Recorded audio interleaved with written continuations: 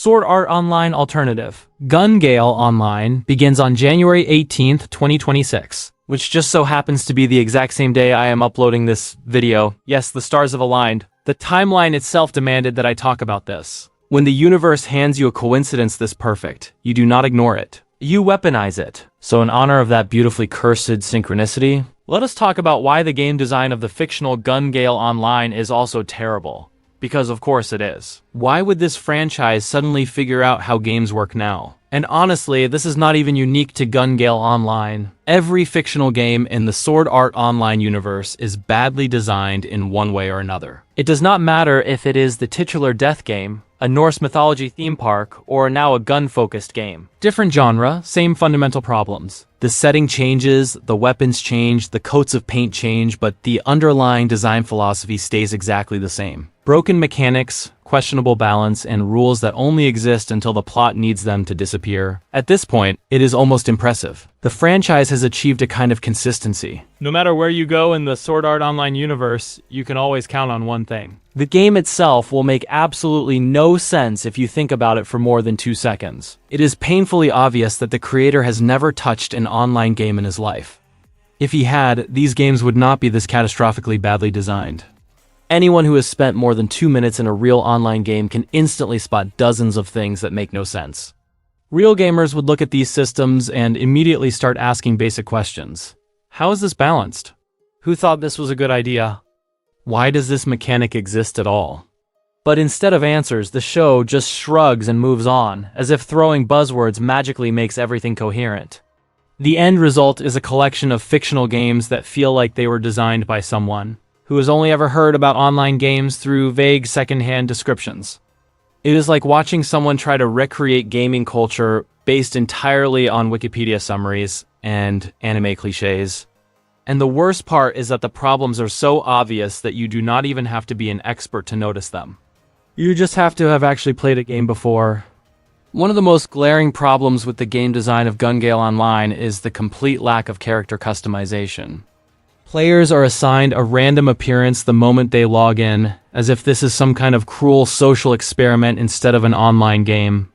This completely undermines immersion, which is supposed to be the entire selling point of virtual reality games. Customizing your character is how players project themselves into the world. It is how they form an attachment to their avatar. Take that away, and you are left with a hollow mannequin that the player is forced to inhabit. Instead of feeling like this is your character, you are stuck playing as someone you did not choose, did not design, and might actively dislike. That is not immersive. That is annoying. In any real online game, this would be an instant deal breaker for a huge portion of the player base. People care about how they look in games, especially in games that are supposed to represent their virtual body. Pretending otherwise just shows how out of touch the design philosophy is.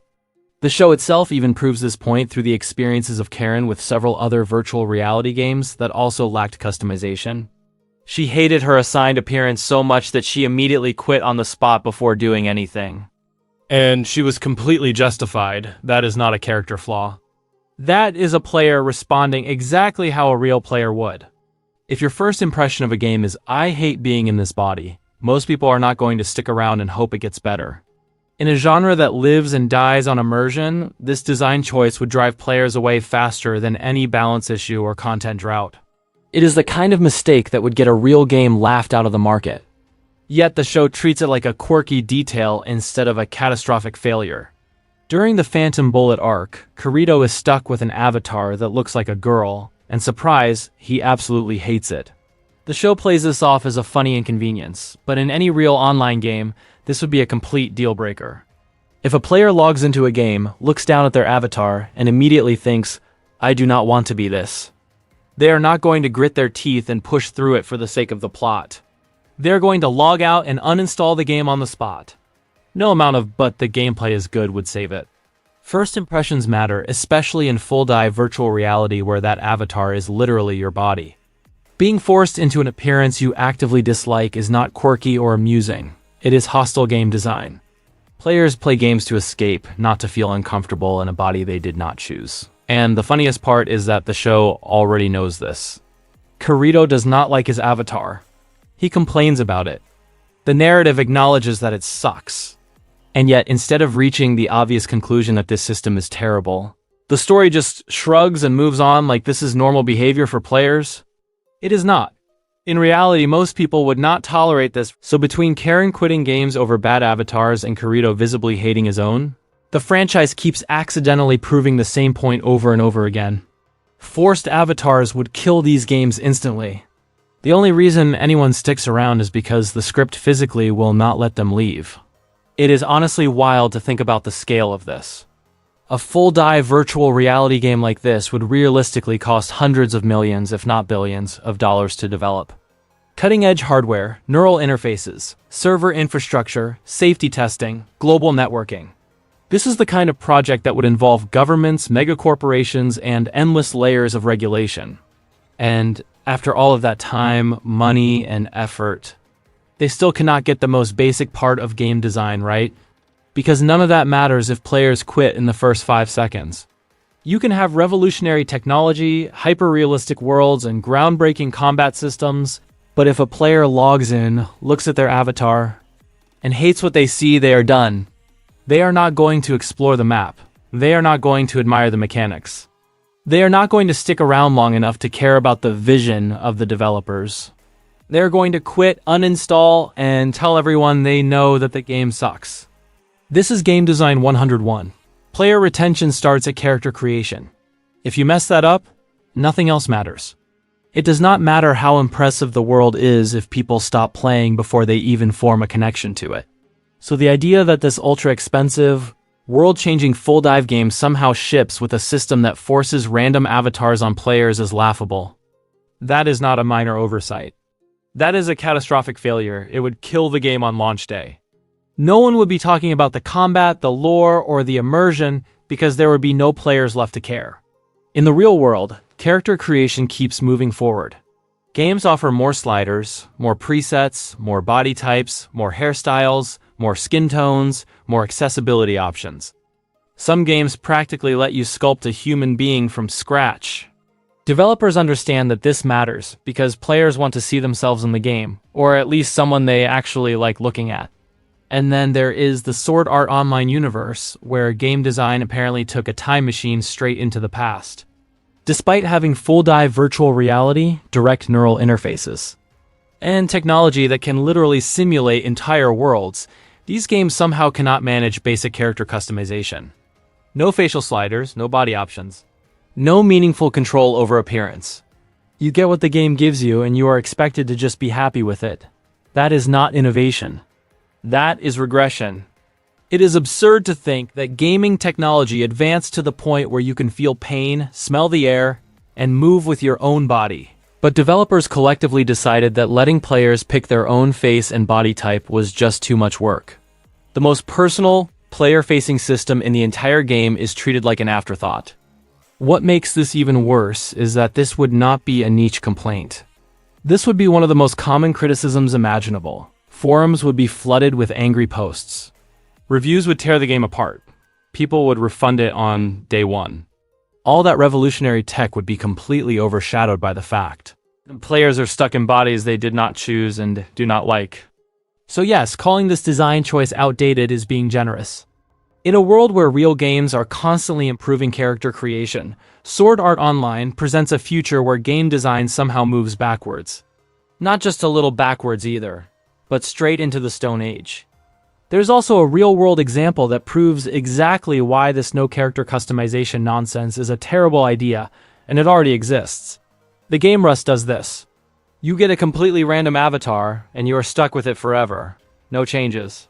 No rerolls, no sliders. That is your face now. Congratulations, and guess what happened? A lot of players absolutely hate it. People have complained about this system for years. They do not like being forced into a random body they did not choose. They do not like logging hundreds of hours into a game while staring at a character they actively dislike. Some players quit purely because of that one decision. Not because of the gameplay, not because of the mechanics, but because the game refuses to let them customize their own avatar. That is in a normal video game, played on a screen. Now imagine that problem in full-dive virtual reality, where you are literally inhabiting that body. You look down and see a character you did not choose. You look in mirrors and see a face you do not identify with. You are expected to roleplay, socialize, and emotionally invest while being trapped in an avatar you might actively resent. That is not immersive. That is uncomfortable. So when Sword Art Online treats this as a normal or acceptable design choice, it just proves how detached the writing is from how real players actually behave. We already know people hate this system in real games. We have evidence, we have examples. And yet the show presents it like a minor inconvenience instead of a massive game-killing flaw. Once again, reality exposes the fantasy. Players do not tolerate this in real life, and they absolutely would not tolerate it in a multi-million-dollar full dive game. For example, in the real world, there was a player in Rust who got a black man as his character. And what happened? People were racist toward him and kept targeting him immediately. Shockingly, yes, the internet can be terrible. But here is the kicker. Because he could not change his appearance, he was stuck with it. He could not escape it. He could not customize it. And what did he do? He quit the game and got a refund. That is exactly what would happen in Gale Online if this were a real game. Randomized avatars without customization are not just frustrating. They can actively ruin the experience for players. And yet the show pretends this is perfectly fine. It is not fine, not one bit. It is careless, thoughtless, and completely disconnected from reality. The creators act like, surprise, here is a random body, is innovative. But in reality, it is a recipe for disaster. You could try to defend this by saying that getting a random character appearance reflects real life, since you did not choose how you look when you were born. But that argument completely falls apart the moment you think about it for more than 2 seconds. In real life, you are not locked into a single, unchangeable model forever. You can get a haircut. You can change your clothes, you can work out, you can grow a beard, you can shave it off. You can get piercings, you can get tattoos. You can even get surgery if you really want to change how you look. People get plastic surgery to modify their appearance all the time, constantly. It is normal.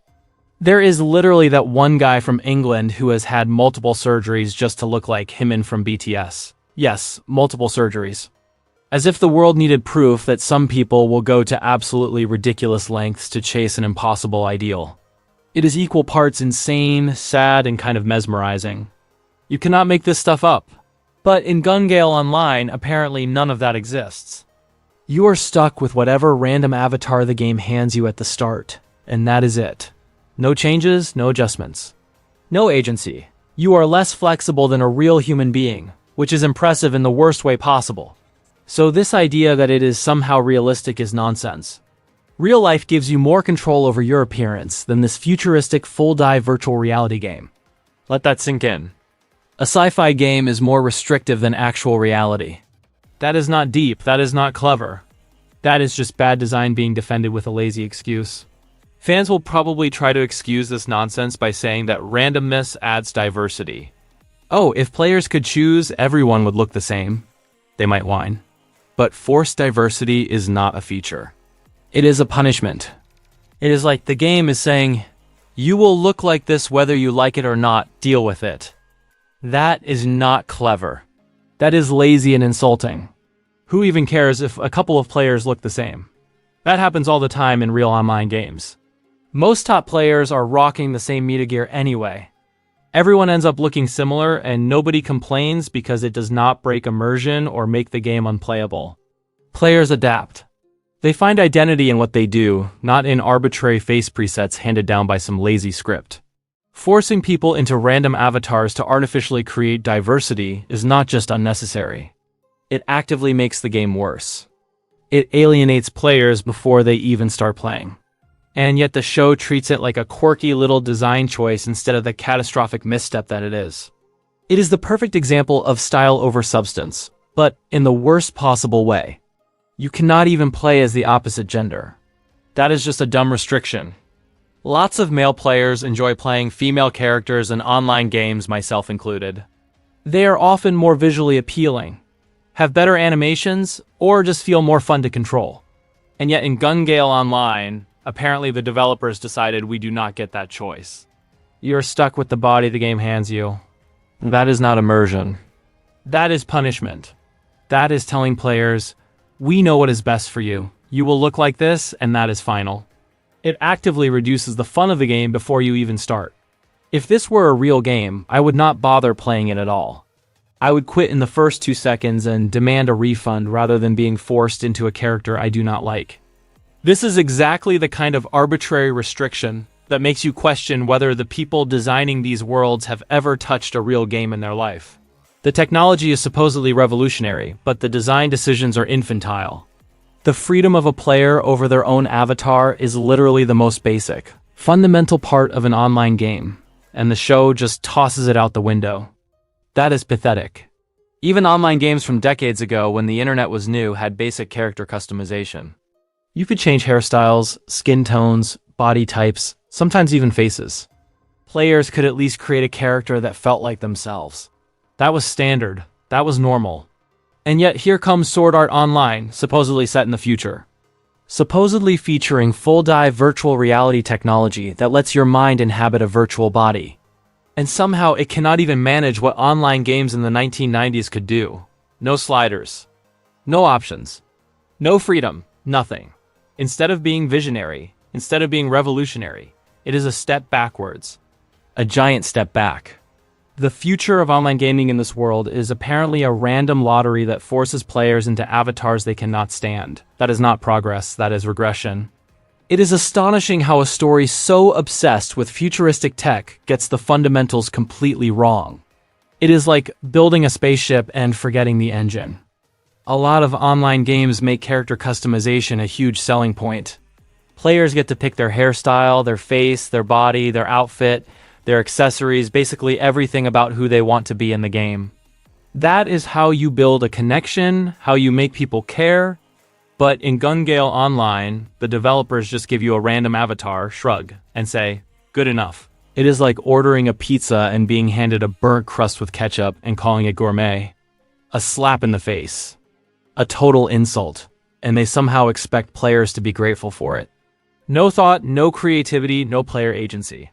Just here's your body, like it or lump it. If this were a real game, people would rage quit within 5 seconds. Instead, the show pretends this is revolutionary.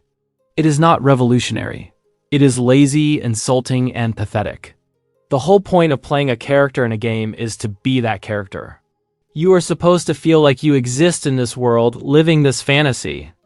Instead, Gale Online just slaps a random body on your brain and says, good luck, deal with it. Congratulations, you are now in the body of someone else for no reason, and you are supposed to be excited about it. It is like renting a suit you hate and being forced to wear it everywhere. No one enjoys that. Not even for 5 seconds. Full-dive virtual reality is supposed to make you forget the real world, make you feel like you are actually in this world. But when your avatar looks like a mistake someone threw together in 2 minutes while drunk, immersion evaporates faster than a snowman in summer. How are you supposed to take anything seriously when your own body is insulting you every second? This is like being dropped into the middle of a horror game and discovering that your flashlight is a glow stick. One of the reasons people replay games is to try new looks, try new builds, see the world through different eyes. Random avatars ruin all of that. Every playthrough feels identical because the game has already decided who you are. That is not replayability. That is monotony with a side of insult. It is like ordering a burger and being told you cannot change anything on it ever. Cheese, pickles, nothing. Deal with it. Imagine logging into a game you are hyped for and seeing an avatar you literally hate. Maybe it is ugly. Maybe it is horrifyingly inaccurate. Either way, you are frustrated before you even move a finger. That is a guaranteed early quit. If this were a real game, people would uninstall faster than you can say full dive disaster. A big part of online games is expressing yourself through your avatar. Colors, hairstyles, clothes, gender, tiny accessories. These are all tools players use to show who they are. Gale Online says, nope, we will decide your identity for you. Congratulations, you now look like a generic NPC. Fun, right? Players are not characters in the world anymore. They are props, and the game is a very boring stage play. Character models are not just for show. They can influence hitboxes, visibility, movement style, even sometimes special abilities. By locking everyone into random presets, the game arbitrarily removes options. Players are stuck with limitations they did not choose. You are basically playing a game where your hands are tied and your legs are glued to the floor, but the show pretends this is advanced virtual reality. Hardcore gamers spend hours tweaking builds, gear, and appearances. That is part of the fun. Now imagine being forced into a random avatar and being told, this is all you get. It removes a major avenue for engagement and investment. It is like giving someone a Ferrari and locking the steering wheel so you can only go in circles. Players bond with their avatars. You care about the character you have chosen. When the game forces an appearance on you, it kills that bond before it even starts. You cannot feel attachment to a body someone else picked. You cannot feel ownership. You're just a brain in a random body being told, this is fine, enjoy it. And no, you do not. It is painfully obvious the creator of Sword Art Online does not play online games. When you cannot even get the most fundamental and basic aspects of a game right, it is proof of a complete lack of knowledge and experience. It would be like a writer creating a story about professional basketball and having every player dribble like they are carrying watermelons, or slam dunk like they are flopping in slow motion. Or a chef writing a cookbook without ever having cooked a meal, describing techniques that would make every kitchen explode. Getting character customization wrong, ignoring basic game logic, and making avatars random instead of giving players freedom is the same kind of absurd mistake. It is not clever world building. It is sloppy writing disguised as futuristic vision. And it is maddening because the potential for a truly revolutionary virtual reality game is right there, wasted in the hands of someone who has clearly never gamed in their life. The most hilarious part is that the show cannot even stay consistent with its own rule. During the Alicization arc, other characters play Gale Online, and somehow their avatars just happen to match their appearances from Sword Art Online. No random faces, no surprise bodies, no identity crisis. Everything lines up perfectly, as if character customization magically exists again when the plot needs it. You could try to excuse this by saying they transferred their avatars from another game. But that excuse immediately collapses, because Kirito did the exact same thing earlier and still got a randomized avatar that he hated. Same process, completely different outcome. The rules change depending on who is on screen. So which is it? Is Gale Online random or not? Does avatar transfer preserve your appearance or does it not? The show wants to have it both ways, and ends up with neither. There is no logic here, only convenience. This is a recurring problem with Sword Art Online. Rules exist until they become inconvenient, and then they quietly disappear. The writers do not build a system and stick to it. They bend it on the fly to avoid dealing with consequences. And once you notice that, it becomes impossible to take the world or its game mechanics seriously. If your fictional game cannot even follow its own rules across arcs, then the problem is not nitpicking. The problem is that the foundation is broken. The fact that Sword Art Online cannot even keep its own flawed world-building consistent is laughable. Every rule, every mechanic, every little detail seems to exist only until the plot decides it does not matter anymore. This show is the definition of slop. Absolute, unadulterated slop. I have seen plenty of content generated by artificial intelligence that is more coherent, more polished, and more creative than this trash. And that is saying something, because artificial intelligence is literally just assembling ideas from pre-existing material. It does not have the excuse of being creative or original. Yet it still produces worlds that make more sense than a supposedly high-tech, fully realized virtual reality universe that Sword Art Online claims to be. This is not just bad writing. It is careless, lazy, and insulting. The level of inconsistency is so absurd that it becomes impossible to engage with the story without constantly rolling your eyes and asking, why did they even bother? Customizing your character is literally the first thing you do in any online game. It comes before picking a name, before choosing a class, before even deciding which server or world to join. It is the foundation of the whole experience. And yet in Gale Online, the writer apparently decided that this was not important enough to include. That is right. Your very first interaction with the game is taken away from you, and we are supposed to act like this is normal. It says a lot about how little thought went into the design. It shows that the creators never actually played a proper online game in their lives. They completely missed the point. It is like opening the door to a new world, stepping inside and being told, "Surprise, you do not get to have a body. Enjoy being a random NPC." Players would be horrified. And yet the show pretends this is futuristic and exciting. It is not futuristic. It is lazy, it is insulting. And it is painfully obvious. The most baffling thing is that Sword Art Online actually had character customization. You could tweak your avatar, make it your own, at least to some degree. And then Gale Online comes along, a newer game in the same universe, supposedly built on the same technology with even more resources, and suddenly, poof, customization disappears. Just gone. No explanation. No logic. It makes no sense. It is like buying the latest iPhone only to find out. Apple removed the touchscreen because they wanted to simplify the experience. A step backward. A total regression. And yet the show acts like this is fine. Like it is normal, like we are supposed to just accept it. No one with even a shred of gaming sense would ever tolerate this. It screams laziness, it screams lack of knowledge. And it screams that the creators never actually care what a player wants or how a real game functions. Back in Sword Art Online, players could even upload a photo of themselves, and the character creation system would recreate it as their avatar. That is right. You could basically step into the game as yourself, and then we fast forward to Gale Online, a newer game in the same universe, and suddenly you get a random character handed to you like a poorly wrapped Christmas gift. How does an older game have better technology than a newer game in this universe? It makes no sense. It is like building a car that drives itself in 2012, and then 10 years later releasing a new model that has square wheels and no steering wheel, backward thinking, lazy writing. Completely illogical. And yet the show expects us to act like this is fine, like it is futuristic, like it is believable. It is none of those things. This is not just bad game design. This is insulting. It is mocking the audience.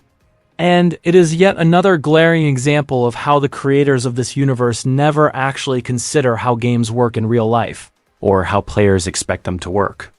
And how would this even work for players who actually wanted to play a specific role?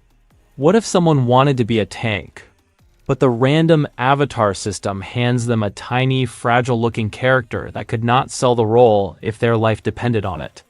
Too bad, I guess. Enjoy getting flattened while the game shrugs at you. This is not clever. This is not immersive. This is lazy design pretending to be bold. Random avatars completely undermine player choice, class identity, and basic logic. It is yet another example of this show throwing common sense out the window and expecting the audience not to notice. And somehow fans still defend this as good game design. It is not. It is just bad, and it keeps stacking up like everything else in this mess. And the most baffling part is that the avatar is not even cosmetic. It actually comes with built-in advantages and disadvantages. For example, Karen gets a small avatar, which magically makes it easier for her to dodge attacks and bullets. That is not clever. That is awful game design. No serious game would ever tie core combat performance to a random character model. That is not balance. That is not fairness. That is pure nonsense. Players are not competing on skill anymore, they are competing on luck. If you roll the wrong body type, you are just worse at the game through no fault of your own. And the show expects us to accept this as reasonable. Functional design instead of calling it what it is. Completely broken and indefensible. Good games let players plan builds. Strength, speed, range, defense. You look at the systems, you make choices, and you live with the consequences of those choices. That is skill. That is strategy. Random avatars blow all of that up before the game even starts. You can have a clear plan in mind, and the game can instantly ruin it by handing you a body that works against everything you wanted to do. That is not difficulty. That is not depth. That is the game pulling the rug out from under you and calling it design.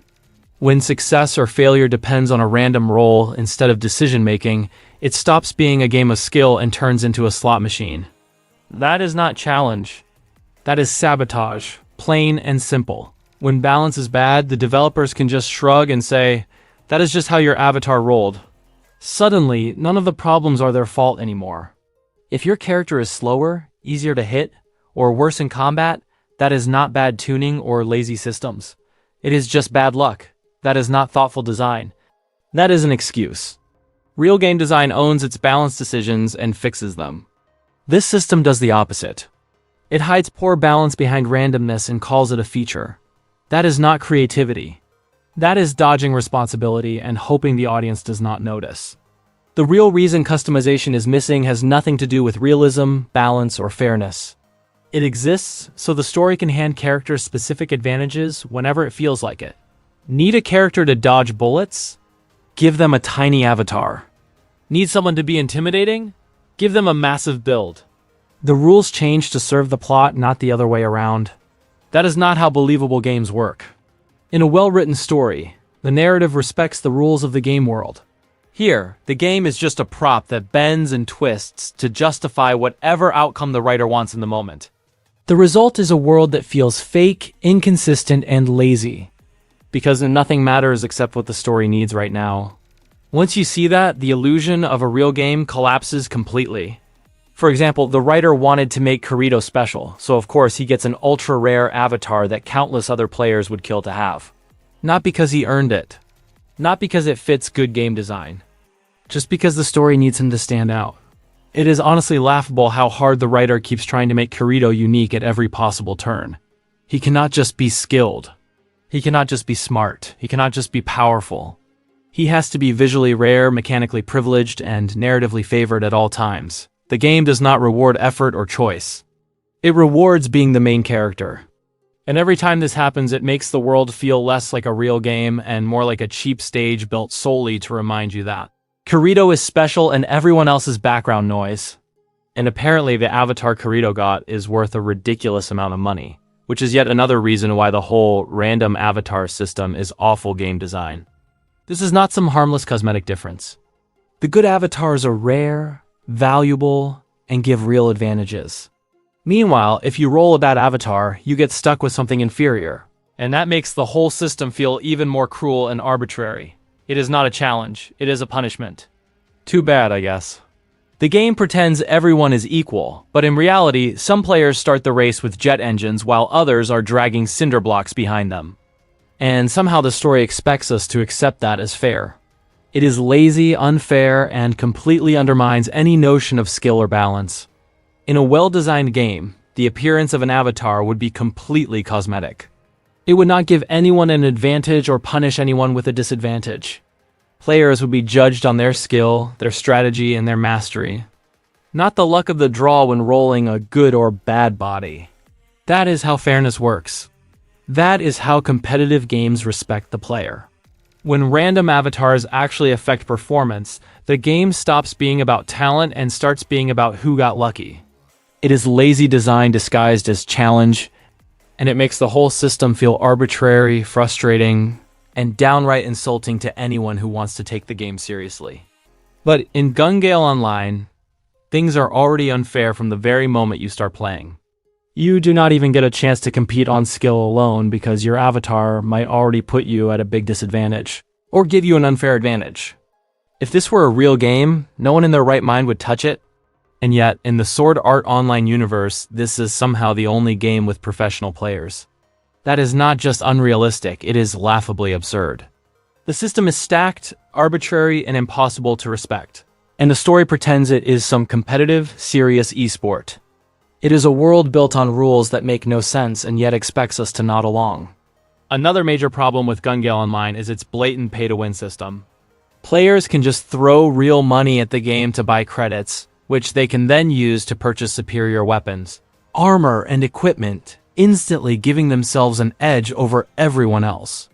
This is not clever design or optional convenience. This is a system built to reward whoever has the deepest pockets, not the sharpest aim or smartest tactics. The result is a completely unbalanced game where skill barely matters. A rich player can crush a more skilled opponent without breaking a sweat, and the story expects us to accept that as normal. It destroys any sense of fairness, strategy, or competition and turns the game into a virtual arena of privilege instead of merit. Players who refuse or cannot afford to spend extra money are left struggling from the start, and the narrative pretends this is just how the game works. It is lazy, unfair, and utterly insulting to anyone who actually values real gameplay.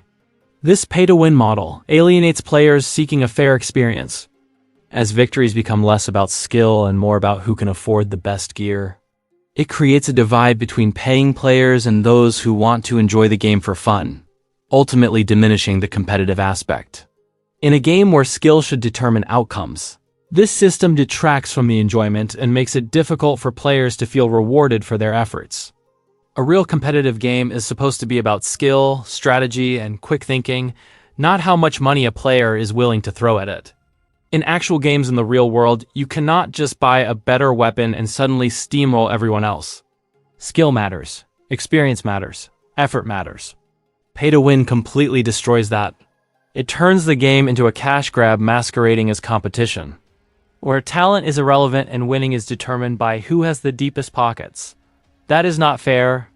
That is not fun. That is lazy design hiding behind a shiny facade of progression. The fact that the author thought pay to win was even a remotely good element to add to this fictional game says everything you need to know about their experience, or complete lack thereof, with real games. No clue what makes gameplay satisfying, and no respect for fairness or skill. They treat a broken, lazy money grab mechanic as if it is clever, when in reality it is just a glaring display of ignorance. In real life, pay to win is a massive turnoff. Players do not want to waste their time in a game where money matters more than skill. Many will flat out refuse to play a game because of that mechanic alone. It is frustrating, insulting, and instantly makes the game feel rigged against anyone who cannot or will not dump cash into it. Any game that has pay to win is instantly tainted. From the moment players realize that spending money gives an unfair advantage, the entire experience loses credibility. Why bother investing time, effort, and skill if someone else can just buy their way to victory? Pay to win does not make a game exciting or rewarding. For example, look at old school RuneScape. Its popularity blows the original RuneScape out of the water, and the reason is simple: no pay to win. Players are rewarded for skill, effort, and time invested, not for how much money they throw at the game. The original RuneScape, by contrast, is buried under microtransactions that let rich players buy every advantage. That turns the game into a cash grab, alienates serious players, and makes the whole experience feel rigged from the start. Old school RuneScape succeeds because it respects the player. Original RuneScape fails because it prioritizes money over fairness, fun, and skill. That is the reality of modern games. The pay-to-win model drives players away faster than it makes money, and developers are forced to backtrack just to keep people from leaving entirely. They are not adding more ways to shove money at the game, they are scrambling to tone it down because the system was broken from the start. If anything, it proves that greedy, cash grab mechanics are toxic, and any story pretending that pay-to-win is clever or exciting is hopelessly out of touch with how real games work. And I am willing to bet that Gale Online has predatory pricing baked right into it. But the good gear, the stuff that actually gives you an edge, always costs just a little more than that, so what do? You are forced to buy another batch of credits. And then there is still more gear you want. It punishes players for trying to succeed legitimately and rewards only those willing to throw cash at the screen. It is greedy, lazy, and completely disrespectful to anyone who actually wants to play the game fairly.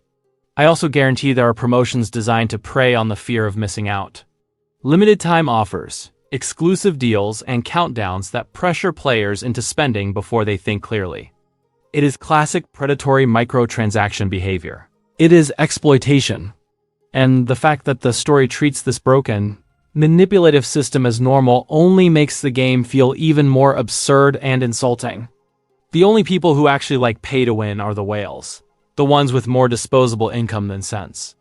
Everyone else hates it. Skill, effort, and strategy mean nothing when someone can just buy their way to victory.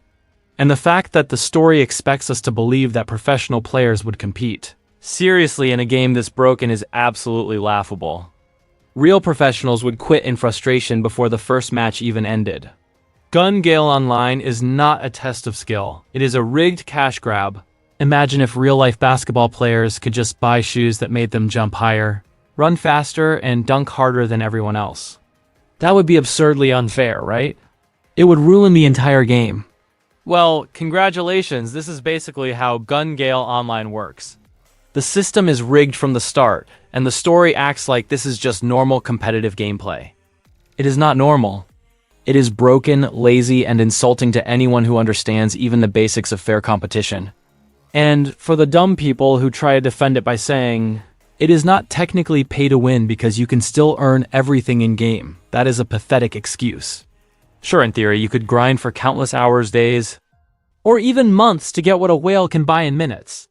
But the amount of time you would have to spend is absurd. Literally more than working a real job to earn the money to buy it would take. That is exactly what pay to win means. Giving anyone willing to spend real money a clear, tangible advantage over everyone else. Grinding endlessly to compete is not a design feature. It is punishment disguised as fairness.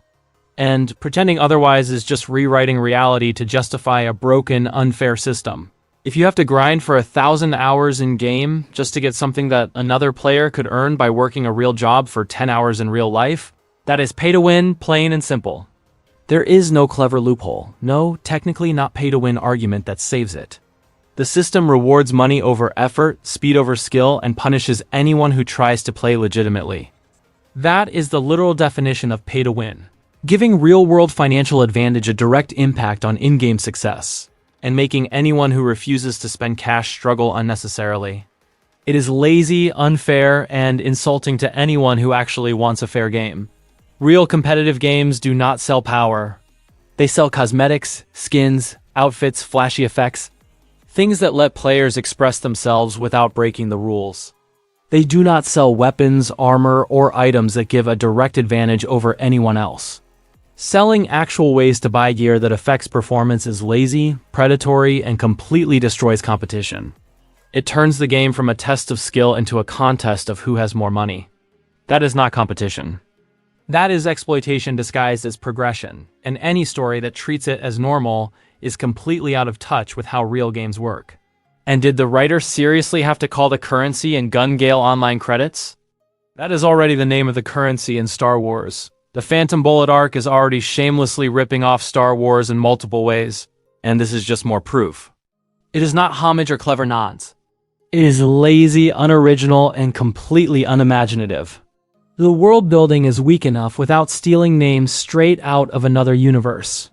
This just makes the whole thing feel cheap and derivative, like the writer ran out of ideas halfway through and decided to copy-paste from a blockbuster franchise instead.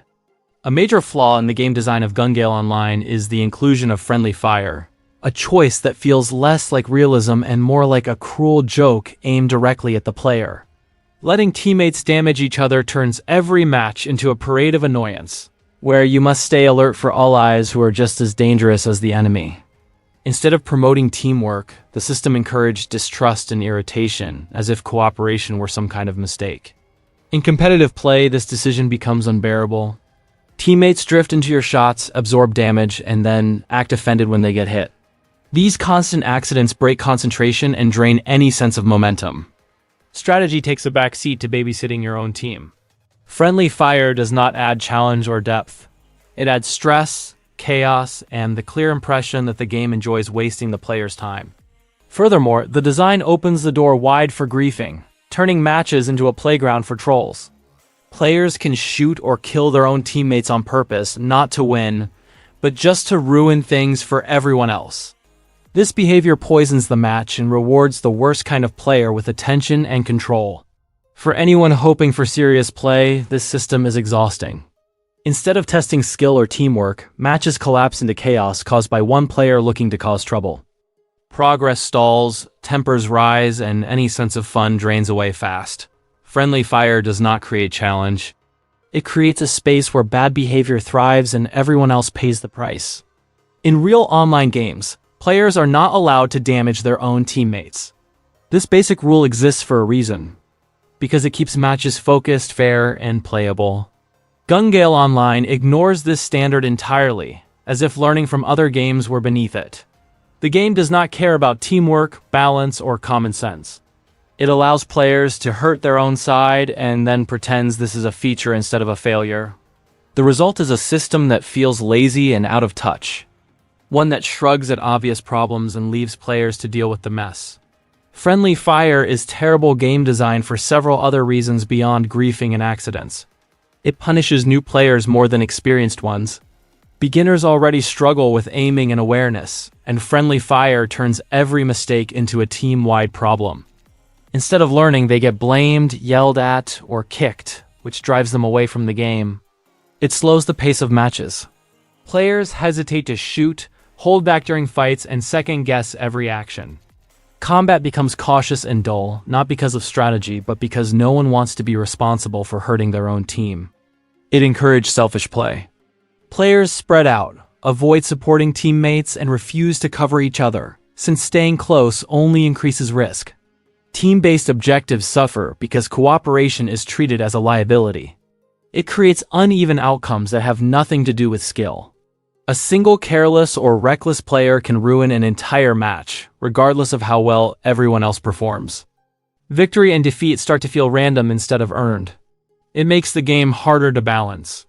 Weapons that are fun and effective become problems when friendly fire exists, forcing developers to weaken them. This leads to dull combat and limits creativity in map and weapon design. It undermines trust within the team. Players constantly question whether damage was an accident or intentional, which breeds resentment and arguments. Once trust is gone, teamwork collapses completely. Real competitive games avoid friendly fire because it solves problems instead of creating them, which is the whole point of good design. It keeps matches focused on opponents, not teammates. Players can aim, shoot, and react without constantly checking who might wander into their fire. This makes combat cleaner, faster, and more skill-based. It protects teamwork. Players are free to group up, support each other, and play objectives without fear of punishment. Cooperation becomes a strength instead of a risk, which is essential in team-based competition. It removes easy abuse. Without friendly fire, trolls lose one of the simplest tools for ruining matches. Games stay competitive instead of becoming social experiments in how much nonsense players can tolerate. It creates clearer skill expression. Wins and losses depend on positioning, aim, timing, and decision-making against the enemy. It improves consistency and fairness. One bad player cannot directly sabotage their own team through damage alone. Outcomes reflect overall team performance instead of random internal damage. It supports better pacing. Players can commit to fights without hesitation, leading to aggressive plays, decisive moments, and exciting matches. The game rewards confidence instead of punishing it. It simplifies balance and design. Developers can tune weapons, abilities, and maps around fighting enemies only. This leads to tighter balance, clearer roles, and fewer compromises that drag the game down. Objectively better design removes pointless friction. Competitive games that disable friendly fire do not trust chaos to create depth. They build systems that reward skill, teamwork, and clarity, which is why they last. A significant issue with Gale Online is how melee weapons completely overpower guns in a game that claims to be about shooting. This alone makes the design feel confused and careless. When a shooter lets swords dominate every fight, it stops being a shooter and turns into a bad joke. Guns become props while melee users run straight through gunfire with little effort or risk. The show makes this problem impossible to ignore. Characters like Kirito and Pitohui cut down enemies with photon swords as if bullets barely exist. Aim, cover, and positioning mean nothing when a sword can erase all of it in seconds. The game pretends to value firearms while constantly proving that they are the weaker option. This imbalance reaches its peak with Gabriel Miller. He wins a major tournament using only his bare hands, no guns, no blades, just his fists. In a supposed gun-focused competitive game, this result is absurd. It shows that the melee system is not just strong, but completely broken. If fists can outperform rifles, then the entire combat system has failed. The result is a game with no clear identity. Players who want gunplay are punished, while melee users are handed easy wins. Balance is ignored, rules feel meaningless, and the core idea of the game collapses. When shooting is optional in a shooting game, the design is not bold or creative. It is simply bad. That basic rule exists to keep the game centered on aim, positioning, and smart decision-making. Melee weapons like the photon sword are so strong that they flip the entire system on its head. The ability to deflect bullets alone destroys any sense of balance. A player can rush straight at gunfire, erase incoming shots, and close the distance with no real risk. Damage, accuracy, and range mean nothing when a glowing blade can shut them down instantly. This imbalance guts the core gameplay. Instead of rewarding players who practice aim, manage recoil, or think ahead, the game rewards those who abuse broken melee mechanics. Strategy is replaced by brute force, and skill expression is flattened. It has failed at its most basic design goal. The fact that the author thought it was a good idea to make melee weapons this powerful in a shooting game shows a complete lack of understanding of game design. This is not a bold creative choice. It is a clear sign of confusion about how shooters actually work and why people play them. Turning swords and fists into the strongest options in a gun-focused game breaks the foundation of the genre. It ignores balance, skill, and basic logic. Anyone with even a basic grasp of competitive design would know this creates a broken system where gunplay is pointless. Instead of respecting the rules of the genre, the author throws them out and expects the audience not to notice. This decision makes the game feel poorly thought out and careless. It suggests the author values flashy moments over functional mechanics. When melee dominates a shooter, it is not clever or exciting. It is proof that the design was never understood in the first place. And if melee weapons are really that powerful, then why does nobody else except the main character use them? It makes no sense. The game is supposed to be filled with skilled professional players, but somehow only a few players figure out that swinging a glowing sword or choking people is the easiest way to win. It highlights how broken the mechanics are. A perfectly designed system would have multiple players using the strongest tools available.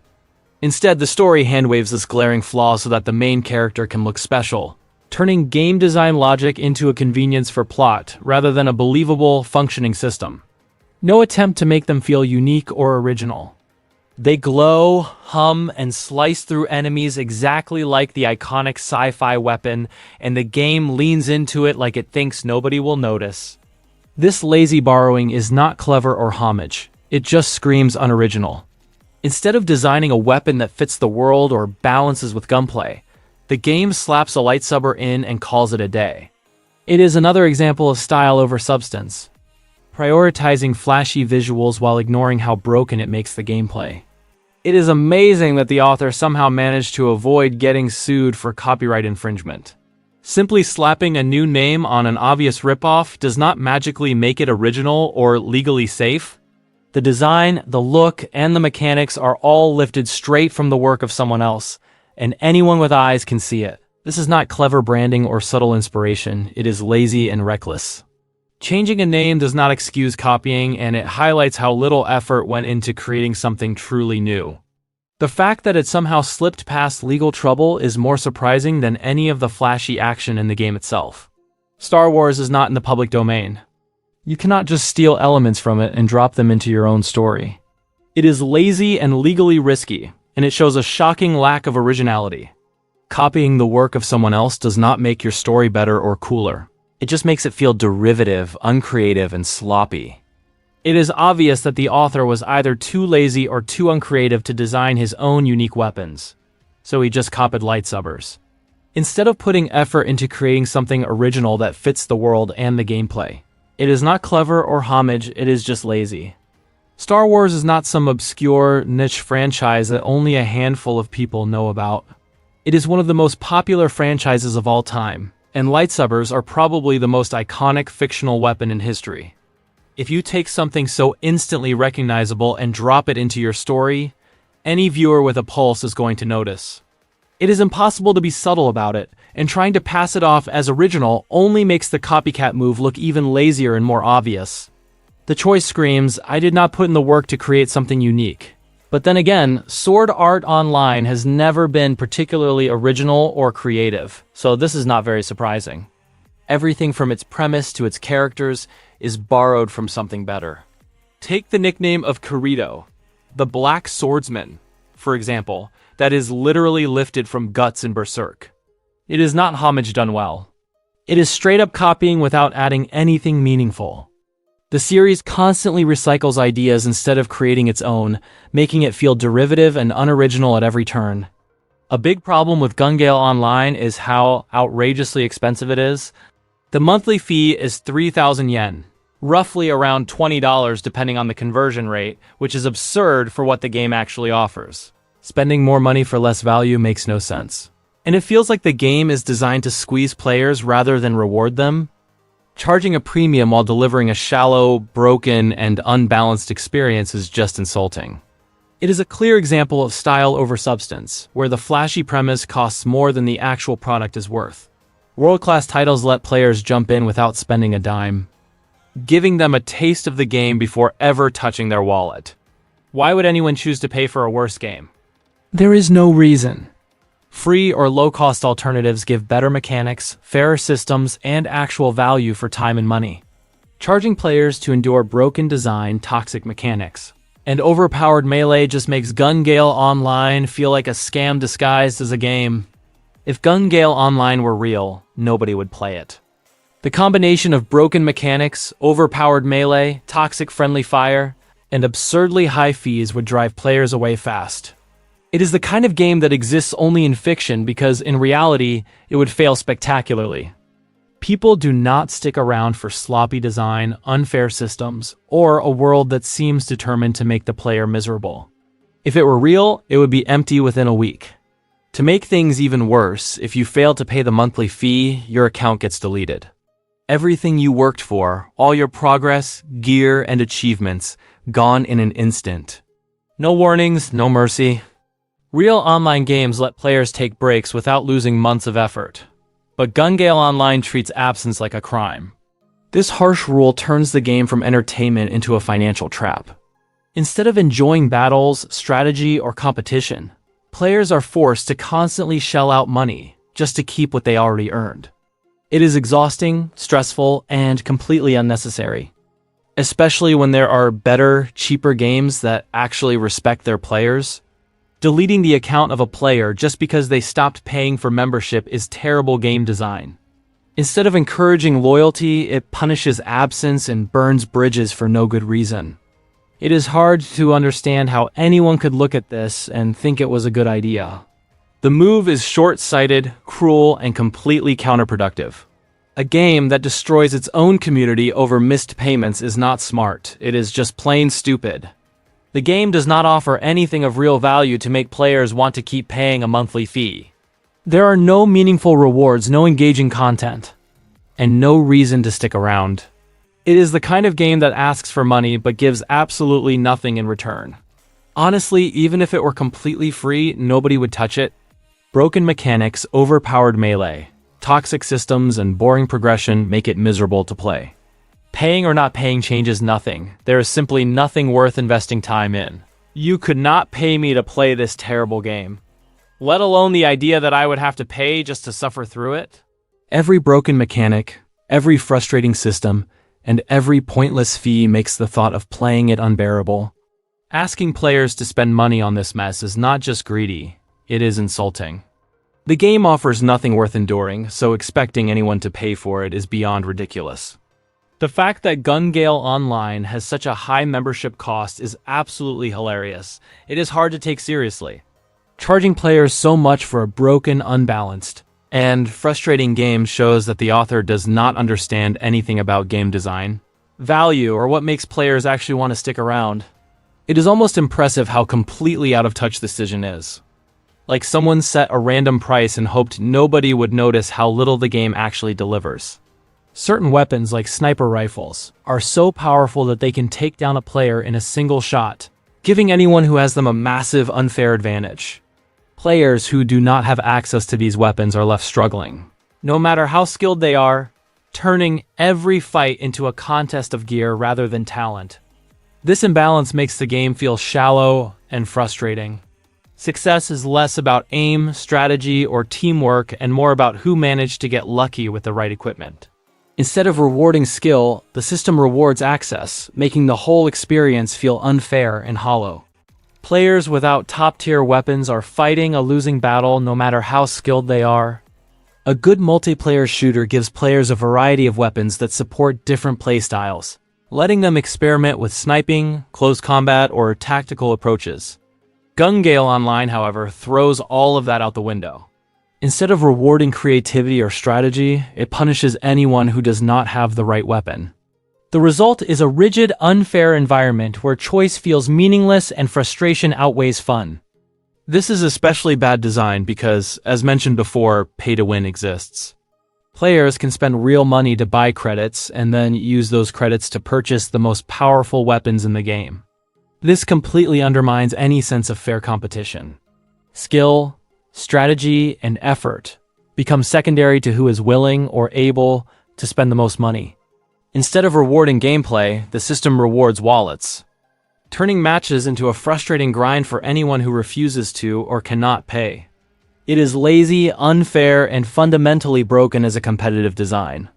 The whales are just going to steamroll everyone else, since they spent money to grab the best equipment. Skill barely matters when one player can dominate purely because their wallet is bigger. This turns every match into a predictable stomp, where the outcome depends on who paid the most rather than who played the best. It ruins competition, drains any sense of achievement, and makes the game feel like a cash grab instead of an actual shooter. The fact that so many pro players supposedly play this game is laughably unrealistic.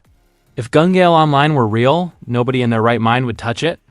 Broken mechanics, overpowered melee, toxic systems, pay-to-win advantages, and absurd fees make it a nightmare to play.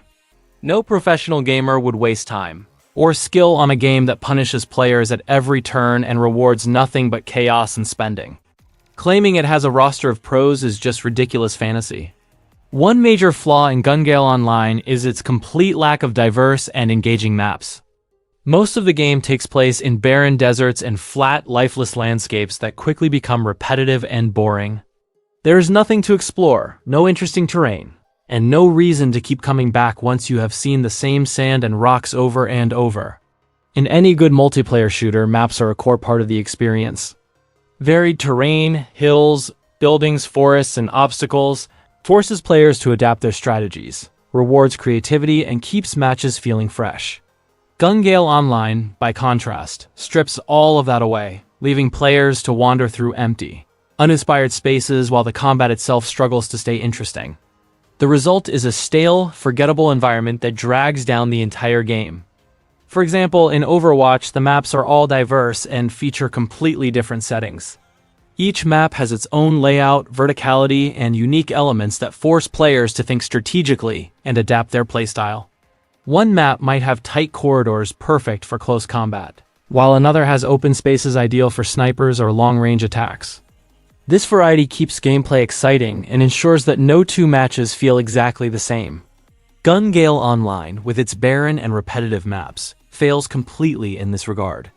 It offers none of the strategic depth or visual interest that good map design brings to a competitive shooter. In contrast, the simplistic maps in Gale Online leave almost no room for creativity or strategy. Good games keep players engaged by constantly presenting new challenges, forcing them to adapt and think on their feet. Gale Online does the opposite. Its limited map variety makes every match feel the same, turning what should be exciting battles into flat, monotonous wandering. Without interesting terrain, obstacles, or design quirks, players are left with dull combat that offers little incentive to experiment or improve. The game feels lifeless, and the lack of thoughtful map design drags down the entire experience. Players in Gale Online are allowed to share accounts, which is a huge design flaw. This is shown by Deathgun, an account controlled by 3 different players who each take turns using it. Allowing account sharing completely destroys fairness and accountability. It becomes impossible to know who is responsible in any match. In a competitive game, this is ridiculous. It rewards coordination over individual skill and creates chaos instead of challenge. The system is sloppy, unfair, and shows that the mechanics of the game were never properly thought out. Account sharing is strictly against the rules in real online games. The fact that Gale Online allows it and does nothing to prevent it shows how poorly the game is managed. It demonstrates a complete disregard for fairness, balance, and competitive integrity. By letting players pass around a single account, the game encouraged cheating, confusion, and frustration. It is another example of careless design and weak oversight that undermines the entire experience. It actually works against the company that made the game, because the players do not have to pay separate membership fees or buy the game multiple times. Everyone just shares one account. It is basically like sharing a Netflix password. There is a reason Netflix is cracking down on that practice and no longer allowing it. Allowing account sharing in Gale Online reduces revenue, removes incentive to follow the rules, and encourage laziness. It is a short-sighted system that benefits players while undermining the game itself. When multiple people share an account, the entire ranking system collapses. Suddenly, top players on the leaderboard might not even know how to aim, how to position themselves, or how to make a single smart play. The leaderboard stops reflecting talent and starts reflecting whoever got lucky with account access that week. Congratulations, the game just turned its competitive hierarchy into a meaningless joke. Achievements, unlocks, and stats are supposed to be markers of skill, effort, and time invested. They are meant to show what a player has accomplished and reward dedication. With shared accounts, all of that work is worthless. Progress no longer belongs to anyone, and there is no real sense of accomplishment. Every accomplishment is tainted because it might not even have been the person you think earned it. The systems that should motivate and reward players instead become empty numbers on a screen, leaving everyone frustrated and cynical about the game.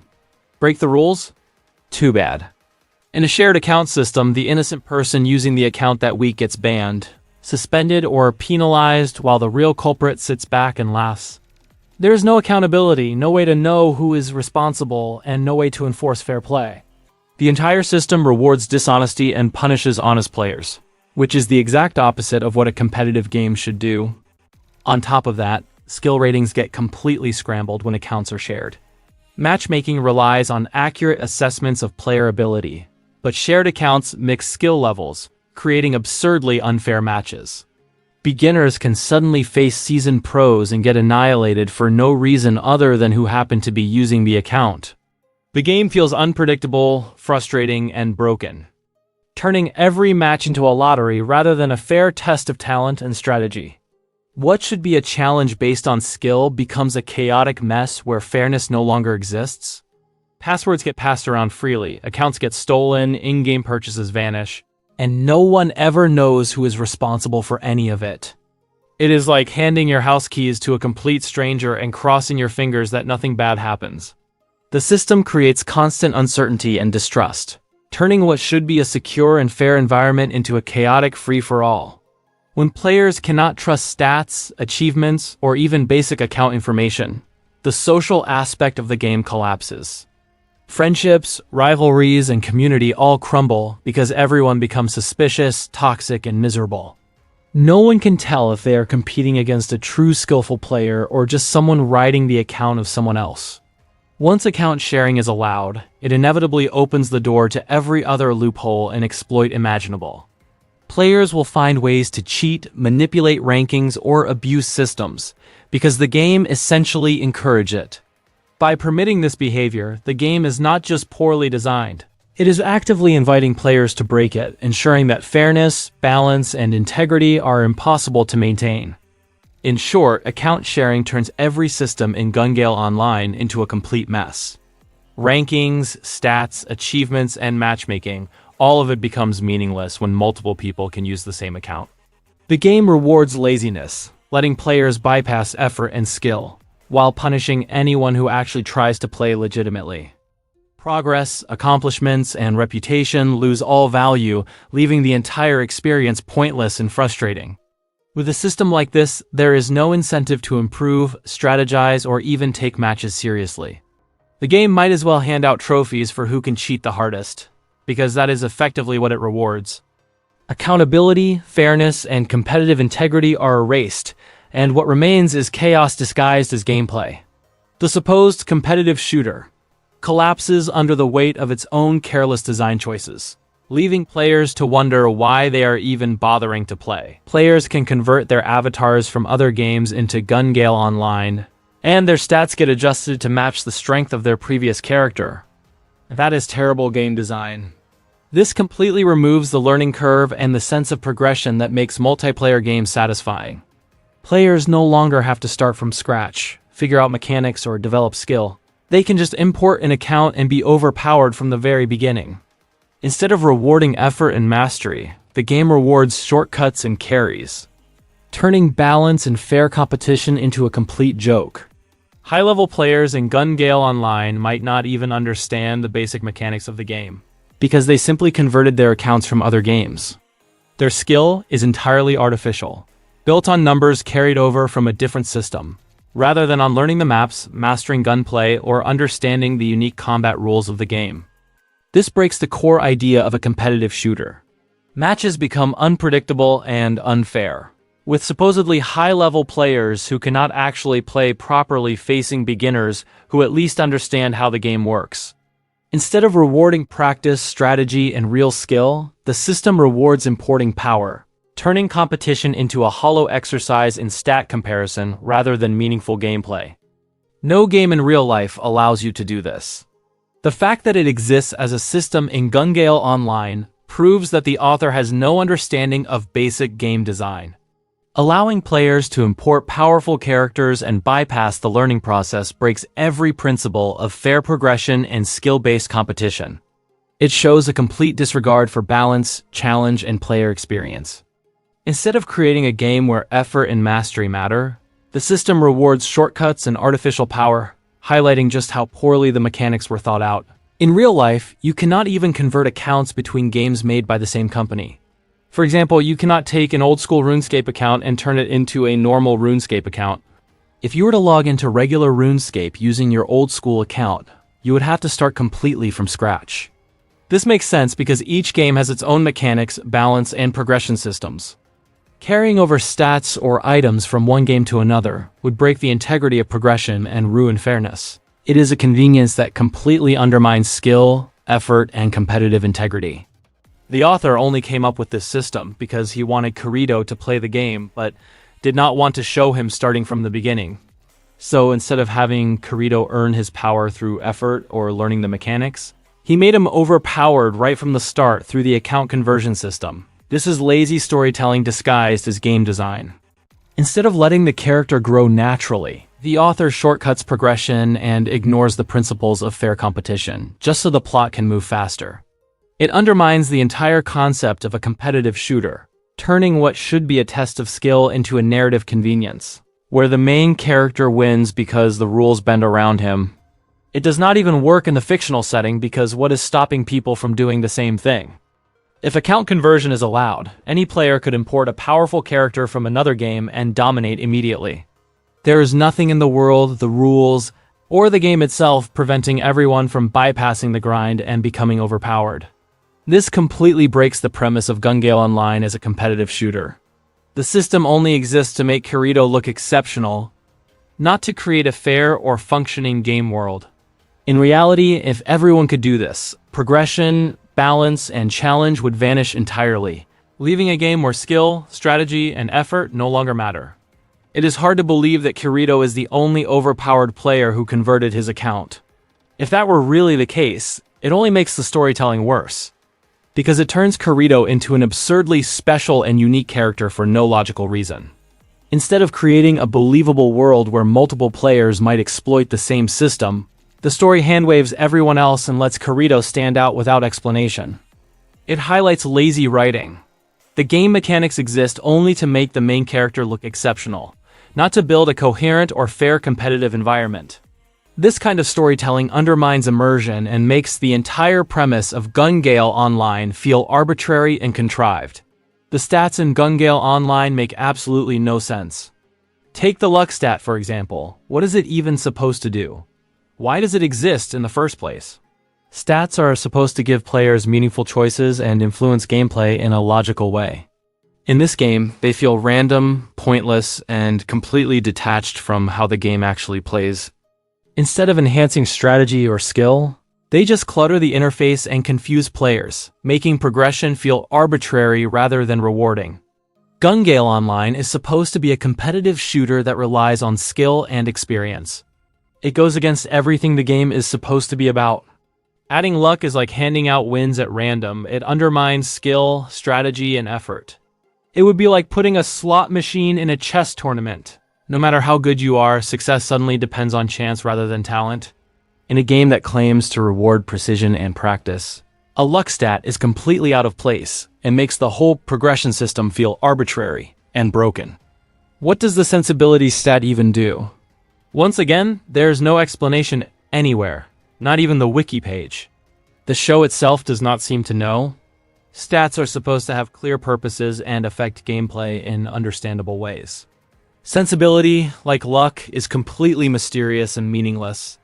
It exists only to pad numbers and make the system look more complicated than it actually is, leaving players confused and frustrated. The game pretends these stats matter, but in reality, they do absolutely nothing. Also, what even is the difference between dexterity and agility? They seem to do exactly the same thing, letting the player move faster and dodge attacks more easily. Why would a game need two separate stats that overlap completely? In a well-designed game, every stat should be unique and serve a clear, distinct function. Having redundant stats like this does nothing but confuse players and make the system feel sloppy. Instead of giving meaningful choices or strategic depth, it just clutters the interface and makes progression feel arbitrary. Like in RuneScape, every skill is unique and serves a clear purpose, giving players meaningful choices and a reason to develop different abilities. Gale Online, by contrast, piles on redundant stats like dexterity and agility that overlap completely. It lacks the careful design that makes each stat feel important and distinct.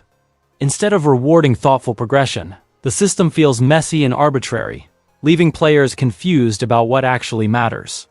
The worst part is that stats in Gale Online cannot even be changed later. Once a player makes a choice, they are stuck with it forever. That is baffling, terrible game design.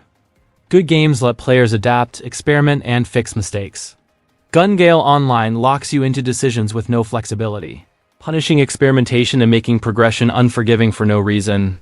It turns what should be a fun, evolving experience into a rigid, frustrating trap, and it shows just how poorly the systems of the game were thought out. In the show itself, one of the players lied and tricked everyone into building for agility, even though he knew strength was the superior choice. The other players all got mad, and rightfully so. If this were a real game, that kind of deception would be infuriating. It highlights how fragile the system is and how easily it can be exploited. In a well-designed game, players make meaningful choices based on clear mechanics, not blind trust. Here, one dishonest player can waste the time and effort of everyone else, showing just how poorly thought out and unrealistic the game really is. If players make the wrong choice, they fall behind and their account ends up weaker. In a real game, that kind of permanent punishment would be brutal and discouraging. Progress becomes less about skill or strategy and more about luck or avoiding mistakes, turning the game into a stressful grind rather than an enjoyable challenge.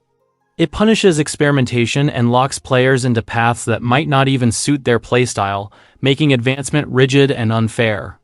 The problem is, if they make the wrong choices during that grind, all their effort is wasted because stats cannot be changed later. Players cannot fix mistakes or adapt to new strategies. They are stuck with decisions that might not even suit their playstyle. This makes progression punishing instead of rewarding and turns what should be a satisfying climb into a stressful, inflexible slog. But the most confusing part is why the game even has stats to begin with. In a competitive shooter, stats create an unfair advantage before skill even comes into play. Players should succeed based on aim, strategy, and experience, not because of arbitrary numbers the game assigned. Introducing stats like strength, agility, or luck before a match even starts undermines fairness, and makes matches less about talent and more about who got lucky or made the right choices on paper. It turns what should be pure skill-based competition into a messy, unbalanced mess. Beginners start with lower stats, which immediately puts them at a permanent disadvantage, no matter how quickly they learn, adapt, or improve their actual skill. It is demoralizing to watch someone with better numbers wipe the floor with you, even if you are the better player in terms of aim, strategy, or game sense. Matchmaking, which is supposed to create balanced and fair fights, becomes meaningless in this system. Stats can outweigh skill so heavily that the outcome of a match depends more on numbers than on the decisions, reactions, or tactics of the players. What should be a test of reflexes and strategy turns into a frustrating contest of who grinded longer or min-maxed better. Once players reach high stats, the challenge disappears entirely. Battles become predictable, victories feel hollow, and there is no real sense of accomplishment. Winning is no longer about improving, outthinking opponents, or mastering the game. It is about having better stats on paper. This turns progression from a rewarding climb into a rigid, numbers-driven treadmill. And it makes the entire competitive experience shallow and unsatisfying. Players quickly shift their focus from learning, experimenting, or trying new strategies to building the so-called perfect character. The moment stats start to dominate, creativity takes a backseat. Instead of thinking about how to approach a fight, coordinate with teammates, or exploit the map, players obsess over min-maxing numbers and optimizing builds. This reduces the game to a mechanical grind, and all the fun, innovation, and variety that makes shooters engaging disappears. It gets worse when stats can be purchased or boosted with real money. Suddenly, the game rewards wallets instead of skill, letting players buy an advantage rather than earning it through practice, strategy, or effort. Matches stop being a fair test of talent and become a contest of who is willing or able to spend the most. Certain guns or abilities may also scale too heavily with stats, making some options obviously superior and rendering the rest of the arsenal pointless. Players are funneled into a narrow set of choices and experimentation is punished, which kills diversity in gameplay. On top of all that, many stats have unclear effects or overlap completely, leaving players confused about how to improve. Do you increase dexterity or agility? Does luck matter? No one really knows. This lack of clarity turns what should be a skill-based progression system into a frustrating guessing game. Instead of feeling rewarding, progression feels arbitrary, messy, and discouraging. But then again, the game is already severely unbalanced, riddled with pay-to-win mechanics, stuffed with bad design, and offers no character customization at all. In that context, stats are probably the least of its worries. Most players would quit long before even reaching high stats if this were a real game. Grinding through broken mechanics, frustrating progression, and unfair systems would drive away almost everyone, leaving only the few who are desperate, patient, or willing to spend money. Stats matter little when the core gameplay is so flawed that no one can stick around long enough to care. Gale Online is a terrible name. What does Gale even mean? It is not a term, concept, or item that exists anywhere in the game itself. The words feel tacked on, like someone tried to sound edgy or cool without thinking about whether it actually makes sense. A good game name should reflect the world, the gameplay, or the story in a clear and memorable way. Gale does none of that. It is vague, meaningless, and completely disconnected from the experience it supposedly represents. The name raises expectations of something dramatic or exciting, but when you play the game, there is nothing in the world, the mechanics, or the story that actually explains it. It just leaves players scratching their heads, wondering what anyone was thinking. And why even call it Gale when players can use completely different weapons like photon swords? The name suggests a game focused on guns, but melee dominates, making the title completely misleading. A name of a game should reflect its core experience, not misrepresent it. Gale Online implies strategic shooting, but in practice, it rewards sword-wielding, overpowered melee users. The disconnect between the name and the gameplay is sloppy and confusing, showing just how little thought went into even the most basic aspects of the game. And why does every game in the Sword Art Online universe have online tacked onto the end of its name? Not all real games do that, and for good reason. Slapping online onto a title does not make it sound impressive or futuristic. It just makes it lazy and unimaginative. Real games pick names that reflect their world, theme, or gameplay, not a generic label that everyone pastes on as a shortcut. This obsession with online highlights how little creativity goes into the world building and the marketing of the series. Sword Art Online has never been good at naming things. In the first game, Sword Art Online, players could use all kinds of weapons, not just swords, making the title misleading. Alfheim Online is another example. Despite the name, it includes multiple realms and worlds from Norse mythology, not just Alfheim. Instead of being descriptive or meaningful, they feel generic and poorly thought out, as if someone just grabbed a word that sounded cool and slapped it on. It is another sign that the series prioritizes style over clarity and consistency, leaving players confused about what to expect. There are so many better names that would actually fit the game than Gale Online. Would at least give players an idea of what the game is about. Names like Tactical Strike or Crossfire could convey strategy and combat intensity. Even generic but clear options like Gunner Online or Shooter's Edge would be more accurate than Gale, which is vague, meaningless, and misleading. A good name should tell players what to expect, not make them scratch their heads and wonder why it was chosen. Gale Online manages to be flashy, while also completely failing to communicate anything about the game itself. I am not even a professional writer, and I can come up with several better names on the spot. The actual writer of Gale Online should be embarrassed. It is not hard to think of titles that make sense, sound exciting, and fit the theme of the game. Yet somehow, Gale Online slipped through, vague, meaningless, and misleading. Choosing a name this bad shows a shocking lack of care or creativity, and it makes the whole series look sloppy from the very first impression. Moreover, Bullet of Bullets is a terrible name for a tournament. What does it even mean? It sounds like someone just mashed words together and hoped it would sound cool. A good tournament name should be clear, memorable, and give a sense of excitement or stakes. This one accomplishes none of that. Instead, it is awkward, confusing, and forgettable. A perfect metaphor for the sloppy, thoughtless design that runs through Gale Online. The name is supposedly based on the idiom King of Kings, but that makes sense because being a king is an actual title. Being the king of all kings sounds epic and impressive. Calling someone the Bullet of Bullets is meaningless. It has none of the authority, grandeur, or clarity of the original idiom. Instead of sounding cool or intimidating, it just sounds awkward and ridiculous, like someone tried too hard to be edgy without thinking it through. Instead of the painfully awkward bullets, Bulletstorm Tournament is dramatic and clearly about shooting, and Iron Aim Invitational highlights marksmanship and mastery. Other options, like Final Strike Cup or Crossfire Challenge, evoke high stakes and intense battles without sounding ridiculous. All of these feel like real, exciting tournaments, unlike Bullet of Bullets. Nothing functions. Every system is broken. Every feature is pointless. If this game existed in the real world, it would be dead on arrival. No one would touch it. No one would waste their time on it. It is a complete disaster. It is painfully obvious that the author has never played an online game in his life and has no clue what he is even talking about. Every word reeks of ignorance. This is someone writing about a world they do not understand. It is embarrassing to read. It is absolutely baffling how this dumpster fire of a show manages to have real fans. They must have no taste at all. They must love watching garbage. They must take pride in supporting something that is completely useless and painfully embarrassing. Every scene is a mess, every plot twist is a joke, and yet these people cheer for it like it is a masterpiece. It is pathetic and sad.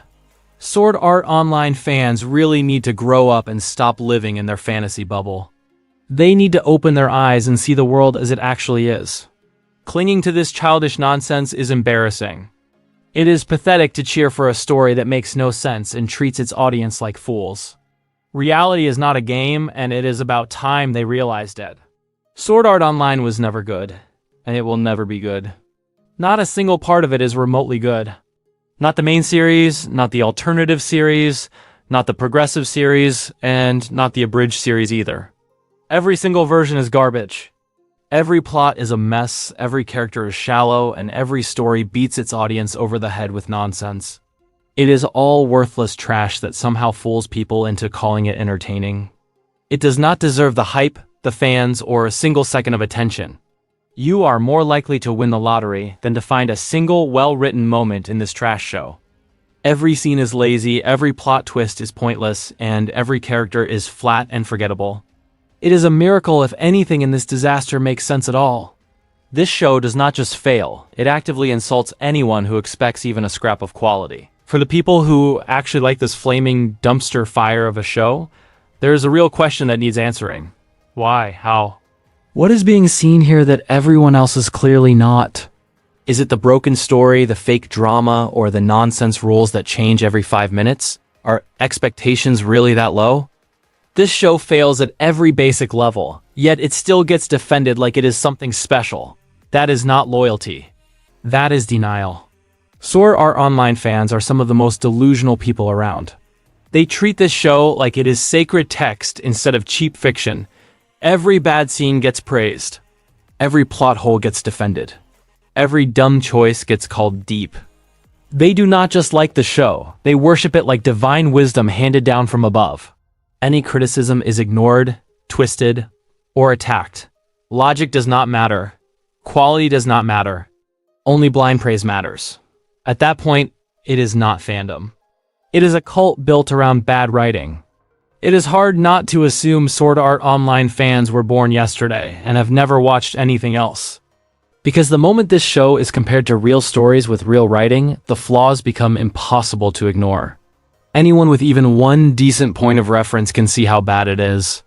The weak plot, the empty characters, the fake tension, all of it falls apart instantly. Liking this show only makes sense if there is nothing else to compare it to. The second real quality enters the picture. Sword Art Online looks like a bad joke.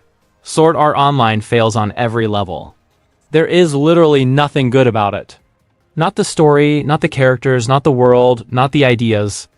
Every part of it is weak, sloppy, and poorly thought out. Any moment that looks decent falls apart the second it is examined. There is no depth, no care, and no effort worth defending. The praise makes no sense because there is nothing here that earns it. It is empty from start to finish. And yes, it is already known that the alternative series is written by a different writer than the main series. That does not fix anything. The problem is that this new writing is still built on the same established world building from the main series. That world building is broken, hollow, and completely unbalanced. No matter how skilled the new writer might be, nothing good can come from it. A rotten foundation cannot support anything solid.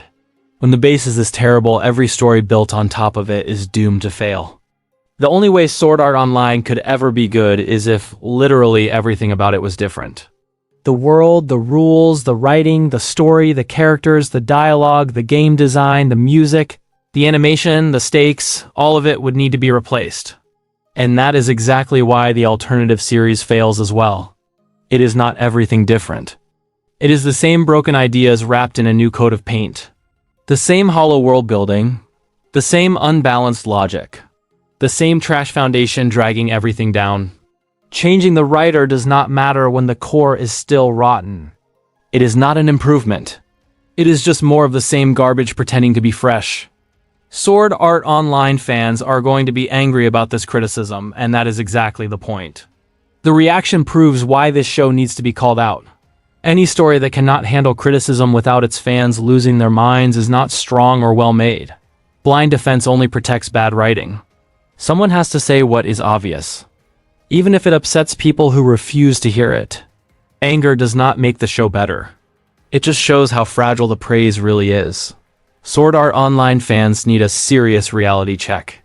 They do not own the conversation and they do not get a monopoly on opinions. Liking something does not make it immune to criticism. Screaming louder does not make bad writing disappear. Disagreeing with praise is not an attack and criticism is not a crime. The world does not revolve around this show or the people who defend it. Other opinions exist and they are not required to be nice just to protect fragile feelings. Honestly, the angrier the fans get, the harder this show deserves to be bashed. The outrage only makes it more satisfying. Every meltdown proves the point even further. If criticism causes this much panic, then the criticism is clearly hitting the truth. Defending bad writing with pure rage does not make it better. It just makes the flaws louder and more fun to point out. The more they scream, the more this show earns every hit it gets. This show is their gold standard. It is the example they point to when talking about quality storytelling. It is what they hold up as proof of good writing. If that were actually true, criticism would not bother them at all. Strong stories survive criticism. Good writing does not need to be protected. Yet the backlash is constant and furious. Every complaint sets them off. It eats them alive because deep down they know it is true. They can feel the cracks. They know the praise does not hold up. That is why the anger is so loud whenever someone criticizes the show. Sword Art Online fans are just pathetic. They constantly tell other people to stop criticizing the show, claiming it is already perfect and that everyone loves it. But the moment anyone disagrees, they turn right around and defend it themselves with the same blind, furious energy. They do not actually care about debate or discussion. They just want to protect their fragile obsession. It is embarrassing to watch. The hypocrisy is obvious, and the more they try to claim the show is flawless, the worse it looks. It makes sense though. A bad show is always going to attract bad fans. People who have no standards, no taste, and no sense of quality will flock to it and defend it like it is a masterpiece. The flaws of the show and the flaws of the fans feed off each other. The worse the writing, the louder the fan obsession. It is no surprise that a dumpster fire like this ends up with the most delusional, self-important defenders imaginable. Massively multiplayer online first-person shooter games are not even that popular to begin with. In real life, they pale in comparison to genres people actually care about and actually play. Most players would rather touch almost anything else than sink time into a bloated, niche shooter that barely holds a player base. These games get talked up like they are some massive phenomenon, but the numbers never back it up. Outside of a small, loud group, nobody is lining up for them. They are oversold, overhyped, and treated as important despite being irrelevant next to games that actually dominate the market.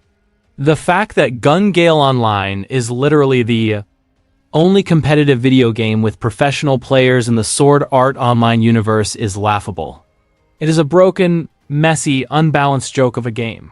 Not a single real professional player would touch this disaster if it actually existed. There is no balance, no clear rules, and no consistency.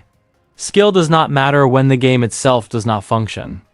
And the funniest part is that real life already proves this wrong. There are plenty of competitive games with professional players that actually work. They are tested, balanced, and refined because they have to be. Gale Online would not survive a day in that environment. It would be abandoned instantly, left behind by games that are actually designed with competence instead of spectacle. It is painfully obvious that the author did not care about realism at all. The game is not meant to function, make sense, or feel believable. It exists only as a cheap backdrop for the story. Rules do not matter. Balance does not matter. Logic does not matter. The game is just a prop that gets dragged around whenever the plot needs it. There is no effort to make it feel real, because realism was never the goal. It is nothing more than a hollow setting used for convenience and then ignored. It really does not make sense at all. If someone does not play video games and refuses to do even basic research, then there is no reason to write a story set in one. That choice alone shows a lack of care and effort. Anyone who actually plays video games can spot the flaws instantly. The broken rules, the fake mechanics, and the nonsense logic stand out right away. This is what happens when ignorance is mistaken for creativity. The result is a world that feels fake, sloppy, and embarrassing to anyone with real experience. The only people who like Sword Art Online are those who are unfamiliar with anything better. They lack experience with good writing, well-designed games, or stories that actually respect logic and effort. When you have nothing real to compare it to, this mess can look impressive by default. The moment you are exposed to competent storytelling or games that actually work, the illusion collapses. Enjoying this show is less about taste and more about not knowing what quality looks like. It is baffling how this franchise ever got so popular. It goes to show how easily flashy nonsense can fool people when standards are low enough. Loud hype, shallow spectacle, and empty ideas were enough to carry it to success, even though there was nothing solid underneath. Popularity did not come from quality or care. It came from timing, marketing, and people mistaking noise for substance. This franchise is proof that being popular does not mean being good. It just means enough people accepted awfulness without asking questions. There are literally millions of other movies, shows, and videos people could be watching instead of Sword Art Online. Endless options exist with better writing, better characters, and actual effort behind them. Yet, this is what some people choose to spend their time on. Out of everything available, they settle for this shallow mess and act like it is worth defending. That choice alone says more than any argument ever could. Shame on the fans who support this trash. This is exactly how more slop gets made. Blind praise tells creators that effort does not matter and quality is optional. When garbage gets rewarded, more garbage follows. Supporting this mess only lowers the bar even further. Instead of demanding better, these fans cheer for awfulness and then wonder why nothing improves. This is not harmless taste. It is how bad content keeps surviving and spreading. Sword Art Online has done more damage to the anime genre than its fans will ever admit. It lowered standards and taught people that flashy concepts matter more than solid writing. It rewarded lazy world-building, shallow characters, and broken logic and then normalized all of it. Other shows copied the worst parts because they saw how much praise this mess received. Fans celebrate its success without realizing how much it dragged the genre down with it. The influence is not positive, it is corrosive, and pretending otherwise does not change the damage it caused. I know the Sword Art Online fans. They are going to bend over backwards and jump through every hoop imaginable to try and defend this train wreck. They're going to twist every plot hole into deep symbolism, excuse every shallow character as complex, and act like every lazy story beat is some genius decision. They will argue nonsense with a straight face, attack anyone who disagrees, and somehow convince themselves that this disaster is worth defending. It is pathetic, exhausting, and completely predictable. But guess what? I am always one step ahead of the fans. I already know every excuse, every twist, every desperate defense they are going to throw out. And I will debunk it all before they even get the chance to make it. It is like in JoJo's Bizarre Adventure, Battle Tendency, when Joseph predicts exactly what his opponent is going to say next before they even say it. Every argument is already anticipated, every defense already dismantled, and no amount of screaming or twisting facts can save them. They think they are clever, but I have the playbook memorized. The fans are pathetically predictable. Every desperate excuse, every weak defense, every attempt to make this trash show look good can be anticipated a mile away. I will shut down all of their futile attempts before they even get the chance to speak. Their arguments are tired, hollow, and already defeated the moment they form in their heads.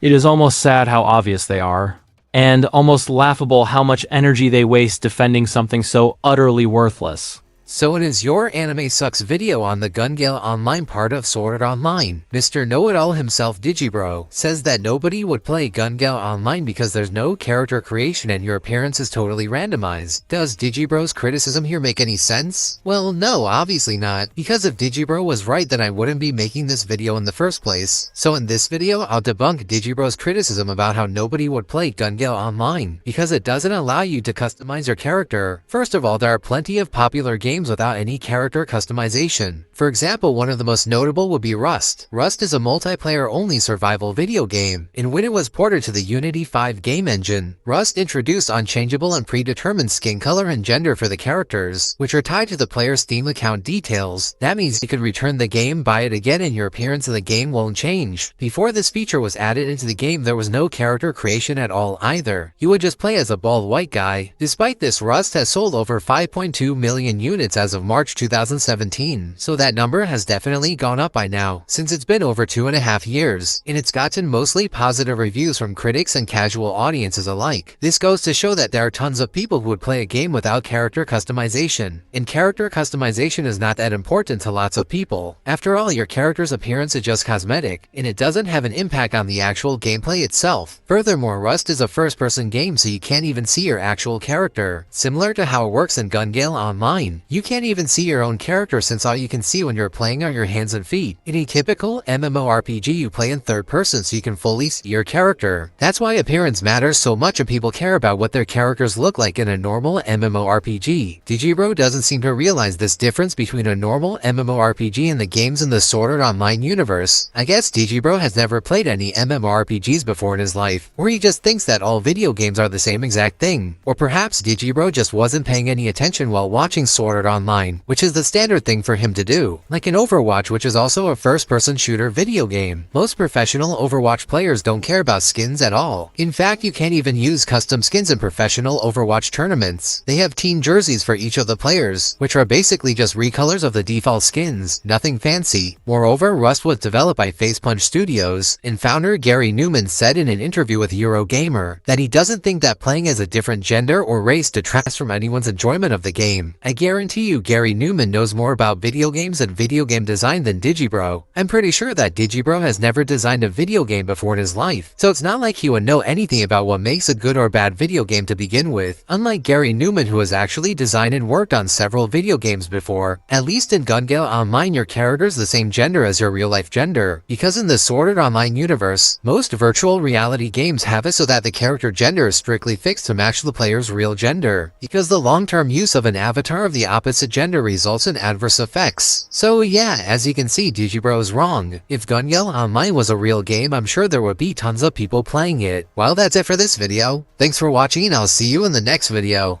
The first argument tries to praise Gale Online by pointing to its randomized character creation. and comparing it to a real game like Rust, but that comparison falls apart immediately. As I already pointed out in the video, plenty of Rust players complain about the same thing. They hate it, they criticize it, and they do not pretend it makes the game better. So using it as some kind of defense for Gale Online is completely meaningless. The argument is weak, sloppy, and shows a total lack of understanding of even basic player feedback. It is laughable that anyone would try to hold this up as a point in favor of the game. Digibro is absolutely correct. Nobody would touch Gale Online if they could not customize their own characters. Saying otherwise is pure fantasy. The Rust creator might claim that appearance does not matter, but that is just his personal opinion, not some universal truth. Reality says otherwise. The sheer number of players complaining about character customization proves that people care deeply about it. Ignoring that is either willful ignorance or just a desperate attempt to defend a broken system. The "it does not matter" argument falls apart the second you step into any real player community. And sure, you could argue that Rust has sold millions of copies, but that misses the point entirely. It could have sold even more if proper character creation was allowed. Settling for good enough, when it could be far better, is exactly the kind of lazy thinking this argument relies on. Saying it is fine as is just an excuse for ignoring real flaws that actually matter to players. It is not impressive, it is sloppy, and it completely undermines the defense being made. In real life, character customization is a huge deal for most players. It shapes identity, strategy, and immersion. Sure, there are a few who do not care, but they are the tiny minority, and their opinion is irrelevant when judging what actually matters to the majority. Ignoring how important customization is shows a complete disconnect from how people actually play and enjoy games. It is a basic feature, not a trivial luxury. This argument is nothing more than blatant cherry-picking. It plucks out every positive detail while completely ignoring all the negatives that actually define the experience. It pretends the flaws do not exist, as if the messy, broken parts of the game can be wished away. That kind of selective thinking is not analysis.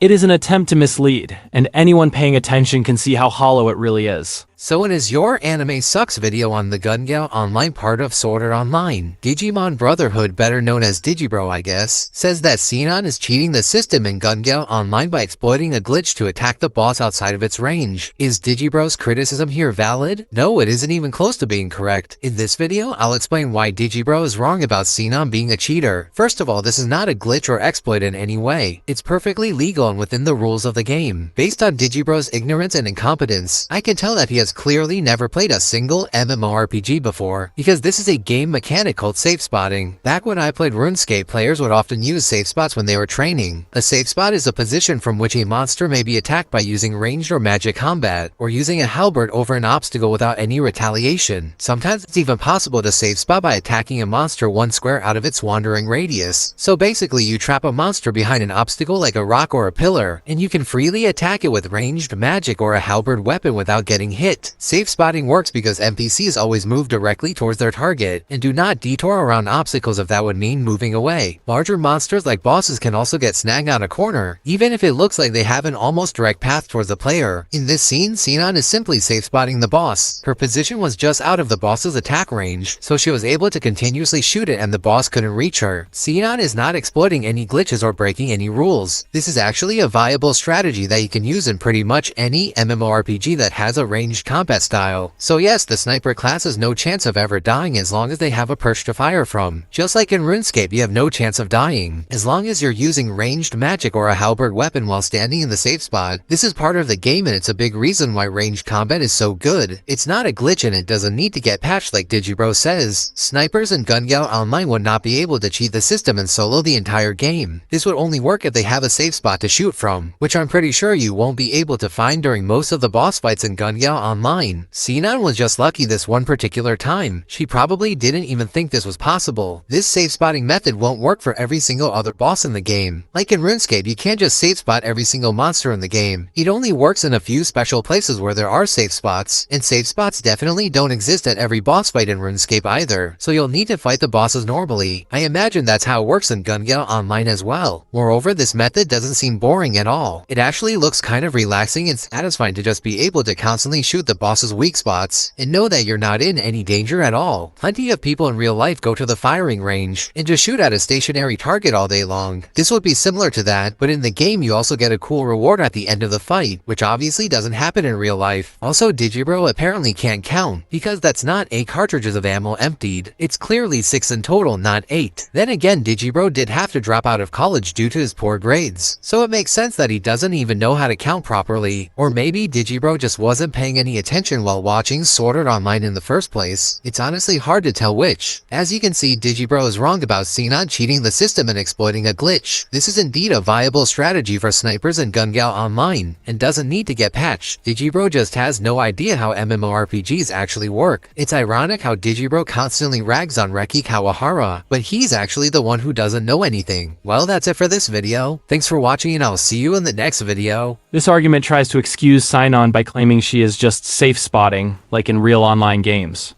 Sure, safe spotting exists, but it only works for low-level mobs, where it is balanced and expected. The problem in Sword Art Online is that Sinon is safe spotting a boss, which is completely broken and unbalanced. She can murder the boss without ever taking a hit, turning what should be a dangerous, tense fight into a joke. If this were a low-level enemy, fine, that makes sense, but using it on bosses? That is lazy writing, terrible design, and utterly ridiculous. It is not clever, it is broken, and anyone paying attention can see it. Digibro is absolutely right. This needs to get patched. Safe spotting should not work on any bosses, period. Letting it happen completely breaks the balance of the game and undermines any sense of danger or challenge. There is no way this was intended by the creators. Anyone claiming otherwise is either ignoring the mechanics entirely or desperately trying to defend something that is clearly broken. It ruins the fight, ruins the tension, and shows just how sloppy the design is. Safe spotting should never be allowed against high-level bosses that drop valuable loot. Boss fights are meant to test skill, strategy, and effort, not let players sit comfortably in a safe zone while attacking from a distance. Letting it happen destroys challenge, ruins tension, and turns what should be a thrilling encounter into a joke. Anyone defending this mechanic for bosses is excusing broken design and ignoring how it completely undermines the game. The fact that this scene even exists in the show is proof enough that the author has absolutely no original ideas. It is lazy, uncreative, and completely unnecessary. Instead of crafting a meaningful plot or developing the characters, they rely on cheap setups and filler nonsense. Scenes like this do not add anything. They only highlight the lack of imagination and effort behind the writing. It is also painfully boring from a storytelling perspective. What is actually thrilling to watch? Someone struggling to fight a boss, risking everything and barely winning by the skin of their teeth? Or someone safely sitting in a corner, shooting the boss from afar with zero risk? Apparently, Sword Art Online thinks the latter is somehow exciting. It is not. It is lazy, uninspired, and completely drains all tension and drama from the scene. Anyone who claims it is thrilling is either lying or has no concept of what makes a story engaging. How do people watch this show and actually get excited? They must have fallen asleep and dreamed of a better show. There is no way anyone can look at this mess and feel genuine enthusiasm. The writing is lazy, the characters are flat, and the plot is a hollow joke.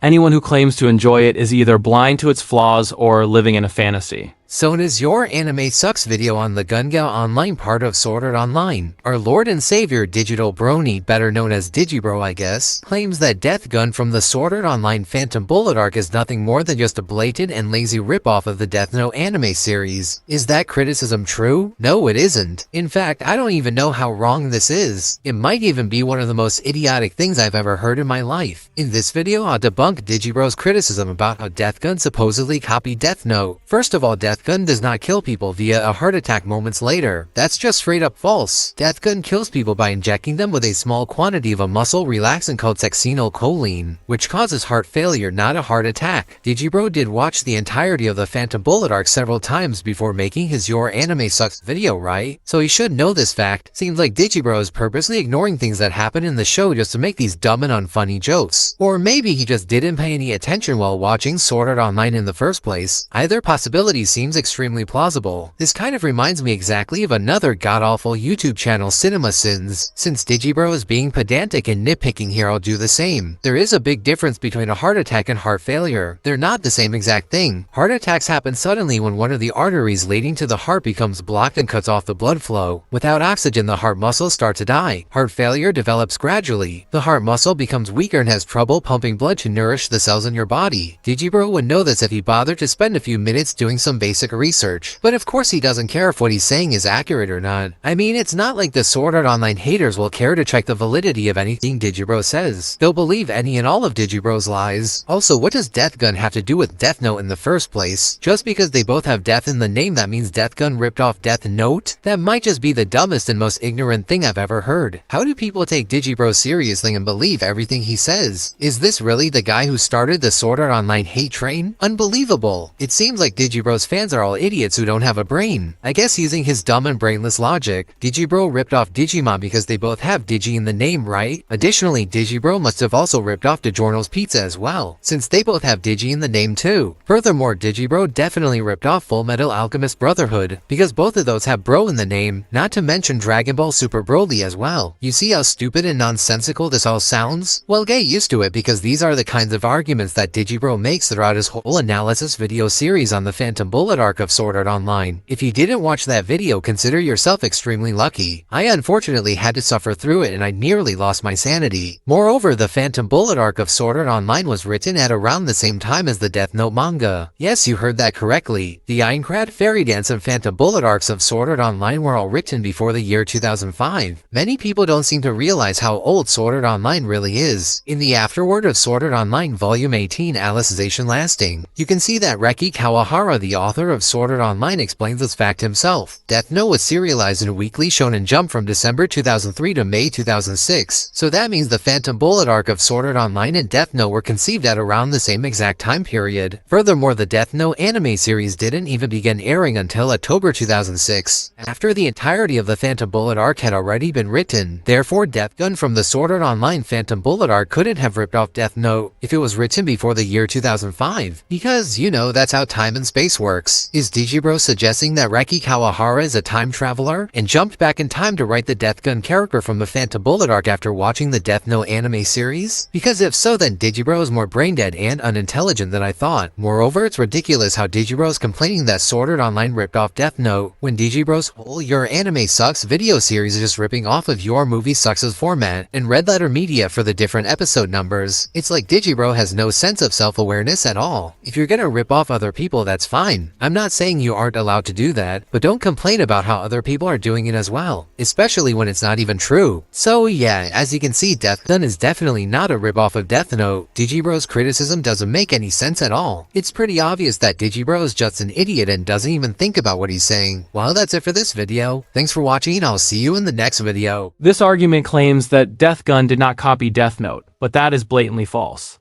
The similarities are far too obvious to be dismissed as a simple coincidence. From the masked killer to the methodical stalking and death from afar concept, the parallels are undeniable. Pretending there is no connection is either willful ignorance or an attempt to defend sloppy storytelling. Anyone with eyes can see that this is not original, it is copying dressed up as inspiration. And even if they were supposedly written around the same time, that does not excuse it. It is entirely possible, and frankly likely, that the author of Sword Art Online heard details about Death Note before it was officially published, or that information was leaked, and then decided to borrow or outright steal some of those ideas. Claiming coincidence here is naive at best and dishonest at worst. The parallels are too strong to ignore, and anyone defending this as original is just turning a blind eye to the evidence. Digibro is 100% right about this. Anyone who says otherwise is desperately grasping at straws, twisting logic, or ignoring the obvious just to defend a weak point. The facts are clear, the evidence is there, and trying to argue against it only highlights how flimsy their reasoning really is. There's no legitimate counterargument. Anyone claiming one is just fooling themselves. Death Note is far superior to Sword Art Online. It actually has good writing, well-developed characters, and a coherent plot. Every scene serves a purpose. Every character feels real, and the story maintains tension and intelligence from start to finish. Sword Art Online, by contrast, is sloppy, shallow, and completely fails in every one of these areas. Comparing the two is not even close. One is a carefully crafted story, the other is a hollow spectacle pretending to be impressive. Sword Art Online has already copied other franchises like Star Wars, and it is plain as day. Anyone paying attention can see it. If the show is willing to blatantly borrow from one source, then why is it so difficult for the fans to accept that it may have also copied Death Note? The evidence is obvious.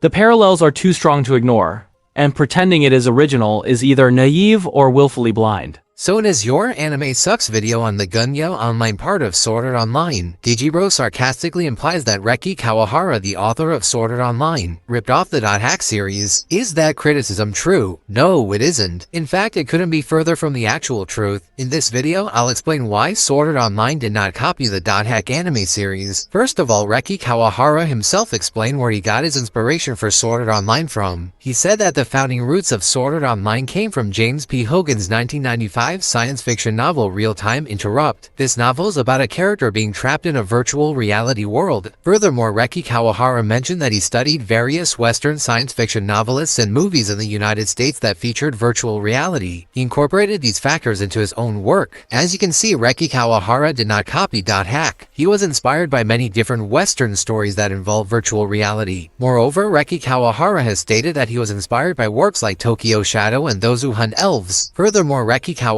said that the Sword Art Online game itself was inspired by games like Wizardry, Ultima Online, and Ragnarok Online. Digibro would know all of this if he bothered to do some basic research, but he obviously didn't, so that's why his criticism isn't accurate. The most ironic thing is that neither Sword Art Online nor .hack were the first anime to do the whole stuck in a video game premise. That honor goes to a series called NG Night Lamune and 40, which aired all the way back in the spring of 1990. The main storyline of the series involves a boy named Baba Lamune, who is sucked into the video game King Skasher. Lamune is a blood relative of the hero Lamunis, and in the program he is destined to save the world from the evil Don Harumaji. Anyways, I go more in depth about the topic of Sword Art Online copying .hack in one of my earlier deleted videos. Roll the clip. Sword Art Online is a series about gamers who get trapped inside a virtual reality MMORPG. Does this plot synopsis remind you of anything else in particular? You might have said that it's similar to what happened in the .hack anime series, and since the .hack anime series came out in 2002, a long time before the Sword Art Online anime series came out in 2012. Does this mean that Sword Art Online is nothing more than just a lazy ripoff of the .hack anime series? The answer is no. In this video, I'll explain why Sword Art Online did not copy .hack. First of all, Sword Art Online was written before .hack. Yes, you heard that correctly. The author of Sword Art Online, Reki Kawahara, wrote the first volume of Sword Art Online in the year 2001 as a competition entry for the 2002 ASCII Media Works Dengeki Game Novel Prize. However, Reki Kawahara exceeded the page limit by quite a lot, and he didn't want to cut anything out or trim anything down, so he wasn't able to submit the story, because the competition specifically forbids any bending of its rules. Instead, Reki Kawahara published Sword Art Online as a web novel, on his own personal website under the pen name Fumio Kunori. The .hack franchise started in 2002, and from what I can tell it's original and not based on anything else like a manga or light novel. Therefore, Sword Art Online couldn't have copied .hack if it was written before .hack came out, or most likely what happened is that two people had a similar idea, and began writing a story about their ideas independently at around the same time period. Nobody copied either person. After all, there's plenty of times where near-identical movies get released at around the same exact time. For example, Armageddon and Deep Impact both came out in the summer of 1998. Furthermore, Olympus Has Fallen and White House Down both came out a few months apart from each other. Coincidence? Well, yeah. So it seems that the people who claim Sword Art Online ripped off .hack can't be bothered to do some basic research, because I was able to find all this information in just a matter of minutes. In fact, Sword Art Online is much older than you might think. The Aincrad Fairy Dance and Phantom Bullet arcs were all written before the year 2005. Additionally, the Alicization arc was written between January 2005 and July 2008. Well, that's it for this video. Are there any other false criticisms about Sword Art Online that I should debunk? If so, let me know in the comments below. Thanks for watching, and I'll see you in the next video.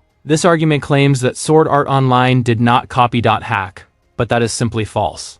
Sure, .hack may have been published later, but that does not rule out the possibility of leaks or early information about its story. The similarities are too striking to ignore, and it is entirely plausible that the author of Sword Art Online borrowed or outright stole some of those ideas.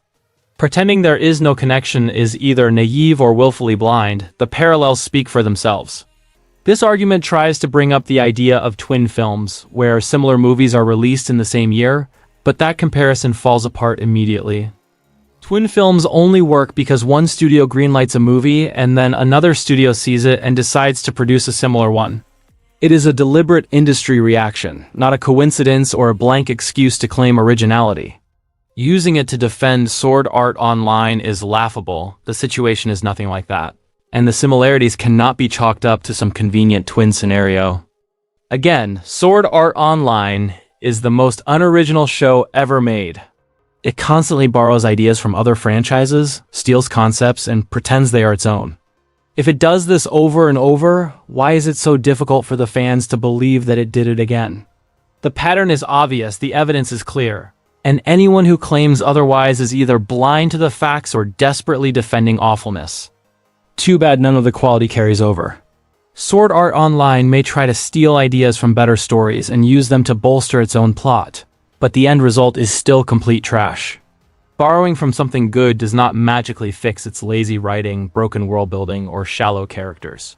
It is still a hollow, sloppy mess no matter what it copies. So it is your Anime Sucks video on the Gale Online part of Sword Art Online. Digibro seems to have a big problem with all the Sinon fanservice scenes in the show, because Sinon is just a high school student. Is Digibro correct about any of this? No, he definitely isn't correct. In this video, I'll explain why Digibro is wrong about Sinon's fanservice scenes. First of all, why does it even matter that Sinon is a high school student? Digibro is making it sound like Sword Art Online is a show, because it constantly zooms in on a high school girl's.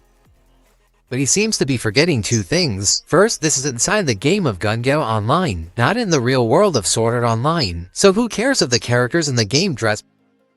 This is not real life. Has Digibro never played a single MMORPG before? Because in all the MMORPGs I've played, nearly every single female character in the game tries to...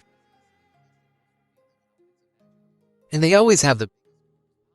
I'm talking about cranking the letter all the way to the right. I remember when they released swimsuit outfits in Blade and Soul. Everyone lost their minds and those swimsuit outfits sold like hotcakes. Practically every single female character as far as the eye could see was wearing a swimsuit, and I'm sure that's how it works in other MMORPGs as well. Also, it's not out of the ordinary for the other guy in Sinon's squad to her. The whole point of wearing these to get more attention from other players, especially from the other male players. In pretty much every MMORPG, a lot of male players would play as female characters and dress in really outfits so that they could try to trick the male players into giving them free stuff. It's not that important if the guy knows Sinon is a high schooler. He's just Sinon's avatar in Gale Online, which is a pretty normal thing to do. There's a difference between fiction and reality. Digibro doesn't seem to understand that. Second, even if this took place in the real world of Sword Art Online, that's not a big deal either. This is anime, not live action. Is Digibro new to anime or something? Sword Art Online doesn't show nearly as much bunch of other anime series. Shows like High School DxD and To Love Ru don't even bother to censor the female characters as you're pretty much just watching a bigger budget and better voice acted at this point. Moreover, I find it strange how Digibro is complaining about the Sword Art Online fanservice scenes in the first place, because some of Digibro's favorite anime series of all time include Kill la Kill and Tengen Toppa Gurren Lagann, and both of those anime have more fanservice in one single episode than Sword Art Online has in one entire season. There's literally only about 3.5 minutes of fanservice in total for the entirety of Sword Art Online Season 1. So Digibro is clearly just a massive hypocrite. Other shows get a free pass, but if Sword Art Online does it, it's suddenly the worst thing ever created. I seriously don't get it. If Digibro is angry about them showing Sinon's, then there's no way he should also enjoy shows like Kill la Kill and Tengen Toppa Gurren Lagann either. The female characters in Kill la Kill and Tengen Toppa Gurren Lagann are also high school aged girls. In fact, Yoko Linner's literally Sinon wears in the Gale Online game. Moreover, Ryuko Matoi's outfit is also really... And both those shows take place in the real world of their universes. It's not inside a simulation or game like Sword Art Online. So that's literally a...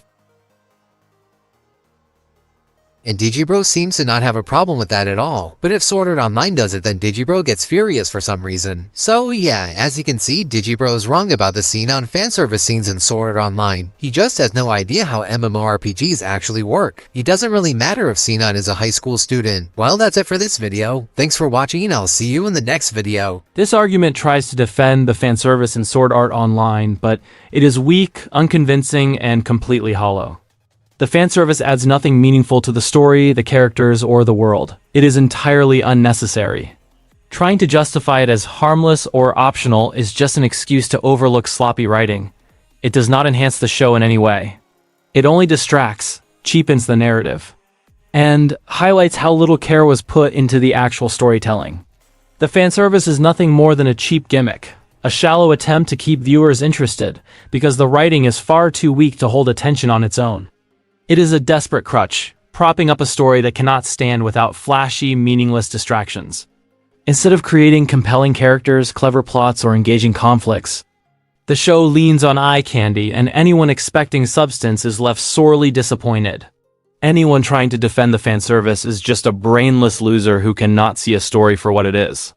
They cling to pointless, shallow distractions and pretend they add value, when in reality they are ignoring the fact that the writing is weak. The plot is hollow, and the characters are underdeveloped. Defending this nonsense is not clever. It is embarrassing. It shows a complete inability to recognize quality and a willingness to cheer for awfulness. Good stories do not need fanservice. Fanservice is a crutch for bad shows that cannot hold attention on their own. It is used to distract viewers from weak writing, flat characters, and lazy plots. Any story that relies on it is admitting that it cannot succeed on merit, and no amount of cheap thrills can hide that fact. Digibro used to easily get over 1 million views on his previous Sword Art Online hate videos, and now he can't even get 100,000 views a video. Oh, how the mighty have fallen. It seems like people are finally catching on to his nonsense and realizing that he's an idiot, and his videos are complete garbage with absolutely no redeeming qualities. It sure took a while, but better late than never, I guess. I don't usually like to kick someone when they're already down, but I'll make an exception this time for Digibro because he deserves it. I seriously don't understand how tons of people still believe anything and everything he says. So Digibro recently made a video comparing Sword Art Online and Ari Ferretta, and as expected he gets a ton of stuff wrong about both series. No surprise there. The worst anime YouTuber of all time continues to be the worst. It's pretty obvious that Digibro wasn't paying any attention while watching the two shows, and he has no idea what he's talking about. So I'll debunk all of Digibro's false criticisms about Sword Art Online and Ari Ferretta. I'll be taking a similar approach to the Digibro Sword Art Online Santa Bulla rebuttals. Instead of doing 1 hour-long video that not many people would watch all the way through, I'll split it up into shorter and more digestible standalone videos, where I debunk and refute one criticism at a time. Anyways, let's get started. So Digibro says it's widely agreed that Sword Art Online is pretty much garbage after the Aincrad arc, but people still watch it anyways despite how boring it is, because they're already invested in the characters. Is that criticism true? No, it isn't. In this video, I'll explain why Digibro is wrong. First of all, Sword Art Online does not become garbage after the Aincrad arc. It's quite the opposite actually. Most people consider the Mothers, Rosario, and Alicization arcs to be the best part of Sword Art Online, as well as the Ordinal Scale movie. The new War of Underworld sub-arc has also been getting mostly positive reception from people. Guess what? All of those arcs happened after the Aincrad arc. I don't really know how Digibro came to the conclusion that Sword Art Online went downhill after the Aincrad arc. I mean, it's not like Digibro would know anything about the later parts of Sword Art Online, since he either didn't even watch it at all or didn't pay attention to the parts he did watch. For example, if you take a look at Digibro's My Anime List page, you can see that he's only seen 4 out of 24 episodes in the Alicization arc, and he obviously hasn't even started the War of Underworld sub-arc. Digibro himself rated the Ordinal Scale movie higher than Sword Art Online Season 1 and 2. Does Digibro even realize that he's being a hypocrite? I guess not. Additionally, Digibro claims that people still continue to watch Sword Art Online, not because of the story but because they're already invested in the characters. Is that valid? No, again it isn't. In fact, it couldn't be more wrong. Having familiar characters alone is not nearly enough to sell a show or make it popular. The recent Dark Phoenix movie bombed pretty hard, even though the X-Men movie series is very well known, and all of the characters who appeared in that movie have already appeared in previous X-Men movies that people really enjoyed. Terminator Dark Fate also flopped despite bringing back recognizable actors from the previous Terminator movies, like Arnold Schwarzenegger and Linda Hamilton. People loved the first 2 Terminator movies, so how come they didn't go watch Dark Fate? Another example would be Transformers The Last Knight. The previous 2 Transformers Transformers movies before this one made over $1.1 billion, and yet this movie lost over $100 million, despite having most of the same exact characters from the previous Transformers movies. Justice League also did really poorly at the box office, and it has some of the most well-known and beloved fictional characters of all time in it. Additionally, Solo: A Star Wars Story was very unsuccessful, and Star Wars might just be the most popular movie series of all time in the history of cinema. As you can see, you need much more than just familiar characters and a recognizable IP to be successful. You also have to tell a good story or else people won't care that much. People aren't just watching more of Sword Art Online because they like the characters. People are watching more of Sword Art Online because they like the characters and they like the story. Well, that's it for this video. As it shows, Digibro is wrong about people watching Sword Art Online because they're already invested in the characters. That's certainly not the only reason. Thanks for watching, I'll see you in the next video. This argument is trying to defend Sword Art Online and its fans, but it is laughably wrong. They claim that the show is not garbage after the first arc. And sure, I will give them that. It is not worse after the first arc, because it was garbage from the very start. The writing, the world building, the pacing, all of it is fundamentally flawed from the beginning. Pretending the later arcs somehow redeem it is ridiculous. They simply continue the same hollow, sloppy mess. Sword Art Online is not good, and it never was good. Every single arc is a complete disaster.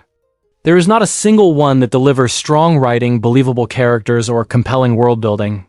The main series? Garbage alternative series, garbage progressive series, garbage.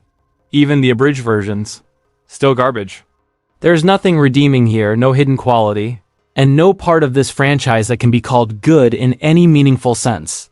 Sword Art Online is bad all the way through. They are technically correct when they say it is not worse after the first arc, but that is only because it was already bad from the very beginning. Nothing improves, nothing redeems it, and the later arcs simply continue the same hollow, sloppy, and uninspired writing that has defined the series from the start. The fans continue watching not because it is a good show, but because they do not know any better. They're easily impressed by flashy visuals, shallow thrills, and empty hype, mistaking it for quality. The moment they are exposed to well-written stories, real character development, and competent world building, the illusion collapses. Their loyalty is based on ignorance, not merit. And popularity does not equal quality. Just because some people watch Sword Art Online does not suddenly make it good.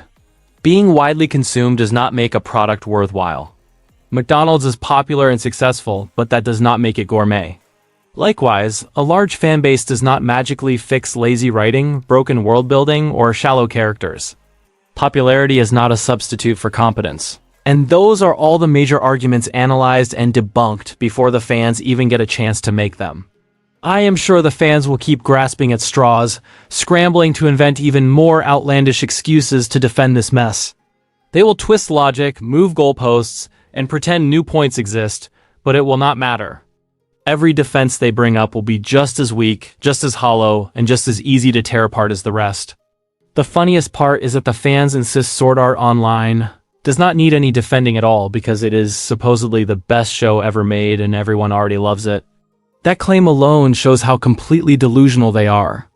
If the show were truly flawless, they would not be constantly rushing to defend it, argue with critics, and shout down any disagreement. Their nonstop outrage proves the opposite. Deep down, they know the praise does not match the reality, and that is exactly why the criticism hits them so hard. If Sword Art Online truly did not need any defending because everyone already loved it, then the fans would not feel the constant urge to shield it from criticism. They would not swarm comment sections, attack critics, or panic the moment someone points out a flaw. That behavior only exists when something is fragile. The nonstop defense proves that the show cannot stand on its own and that the fans are painfully aware of it, no matter how hard they pretend otherwise. The Sword Art Online fanbase is built on lies and hypocrisy. They preach that the show is flawless and beyond criticism, yet they spend all their time doing the exact opposite by desperately defending it. They do not even practice what they preach. If they truly believe their own claims, they would not feel so threatened by criticism. Their behavior exposes the truth. They say one thing, act another way, and expect everyone else to ignore the contradiction. I am glad I am not a Sword Art Online fan. I never was, and I never will be. You could not pay me to join the Sword Art Online community. I want absolutely no part of it. The constant denial, the blind praise, and the refusal to accept criticism make it unbearable. Watching from the outside is bad enough. Being part of that echo chamber would be miserable. Sword Art Online is the worst anime of all time, and the only thing worse than the show itself is its fans. The series is a complete failure on every level, but the fanbase somehow manages to sink even lower. I hate Sword Art Online fans more than Lex Luthor hates Superman and more than Hera hates Heracles. At least those rivalries make sense. This one is built entirely on blind loyalty, denial, and non-stop excuses for garbage. Sword Art Online fans see me as the enemy. They think I am a bad person simply for criticizing their favorite show, and that is exactly why I have to keep going. Their outrage proves how fragile their attachment is and how little criticism they can tolerate. If pointing out flaws is enough to make me the villain in their eyes, then that says far more about them than it ever will about me. The fans should be angry, but not at me. Their anger is completely misplaced. They should be furious that the show they worship is so terrible, that it is full of lazy writing, broken logic, and shallow characters. Instead, they waste their energy attacking anyone who points out the truth. Their loyalty is blind, and their outrage is directed at the wrong target. The real problem is the show itself, and that is what deserves their anger. But the fans will never learn. They will never grow. They are stuck in their delusion, convinced that this show is the greatest of all time. No amount of evidence, criticism, or logic will break through their blind loyalty. They celebrate awfulness as if it were genius, and they will continue to do so until they are forced to face the harsh truth that their beloved show is a complete disaster.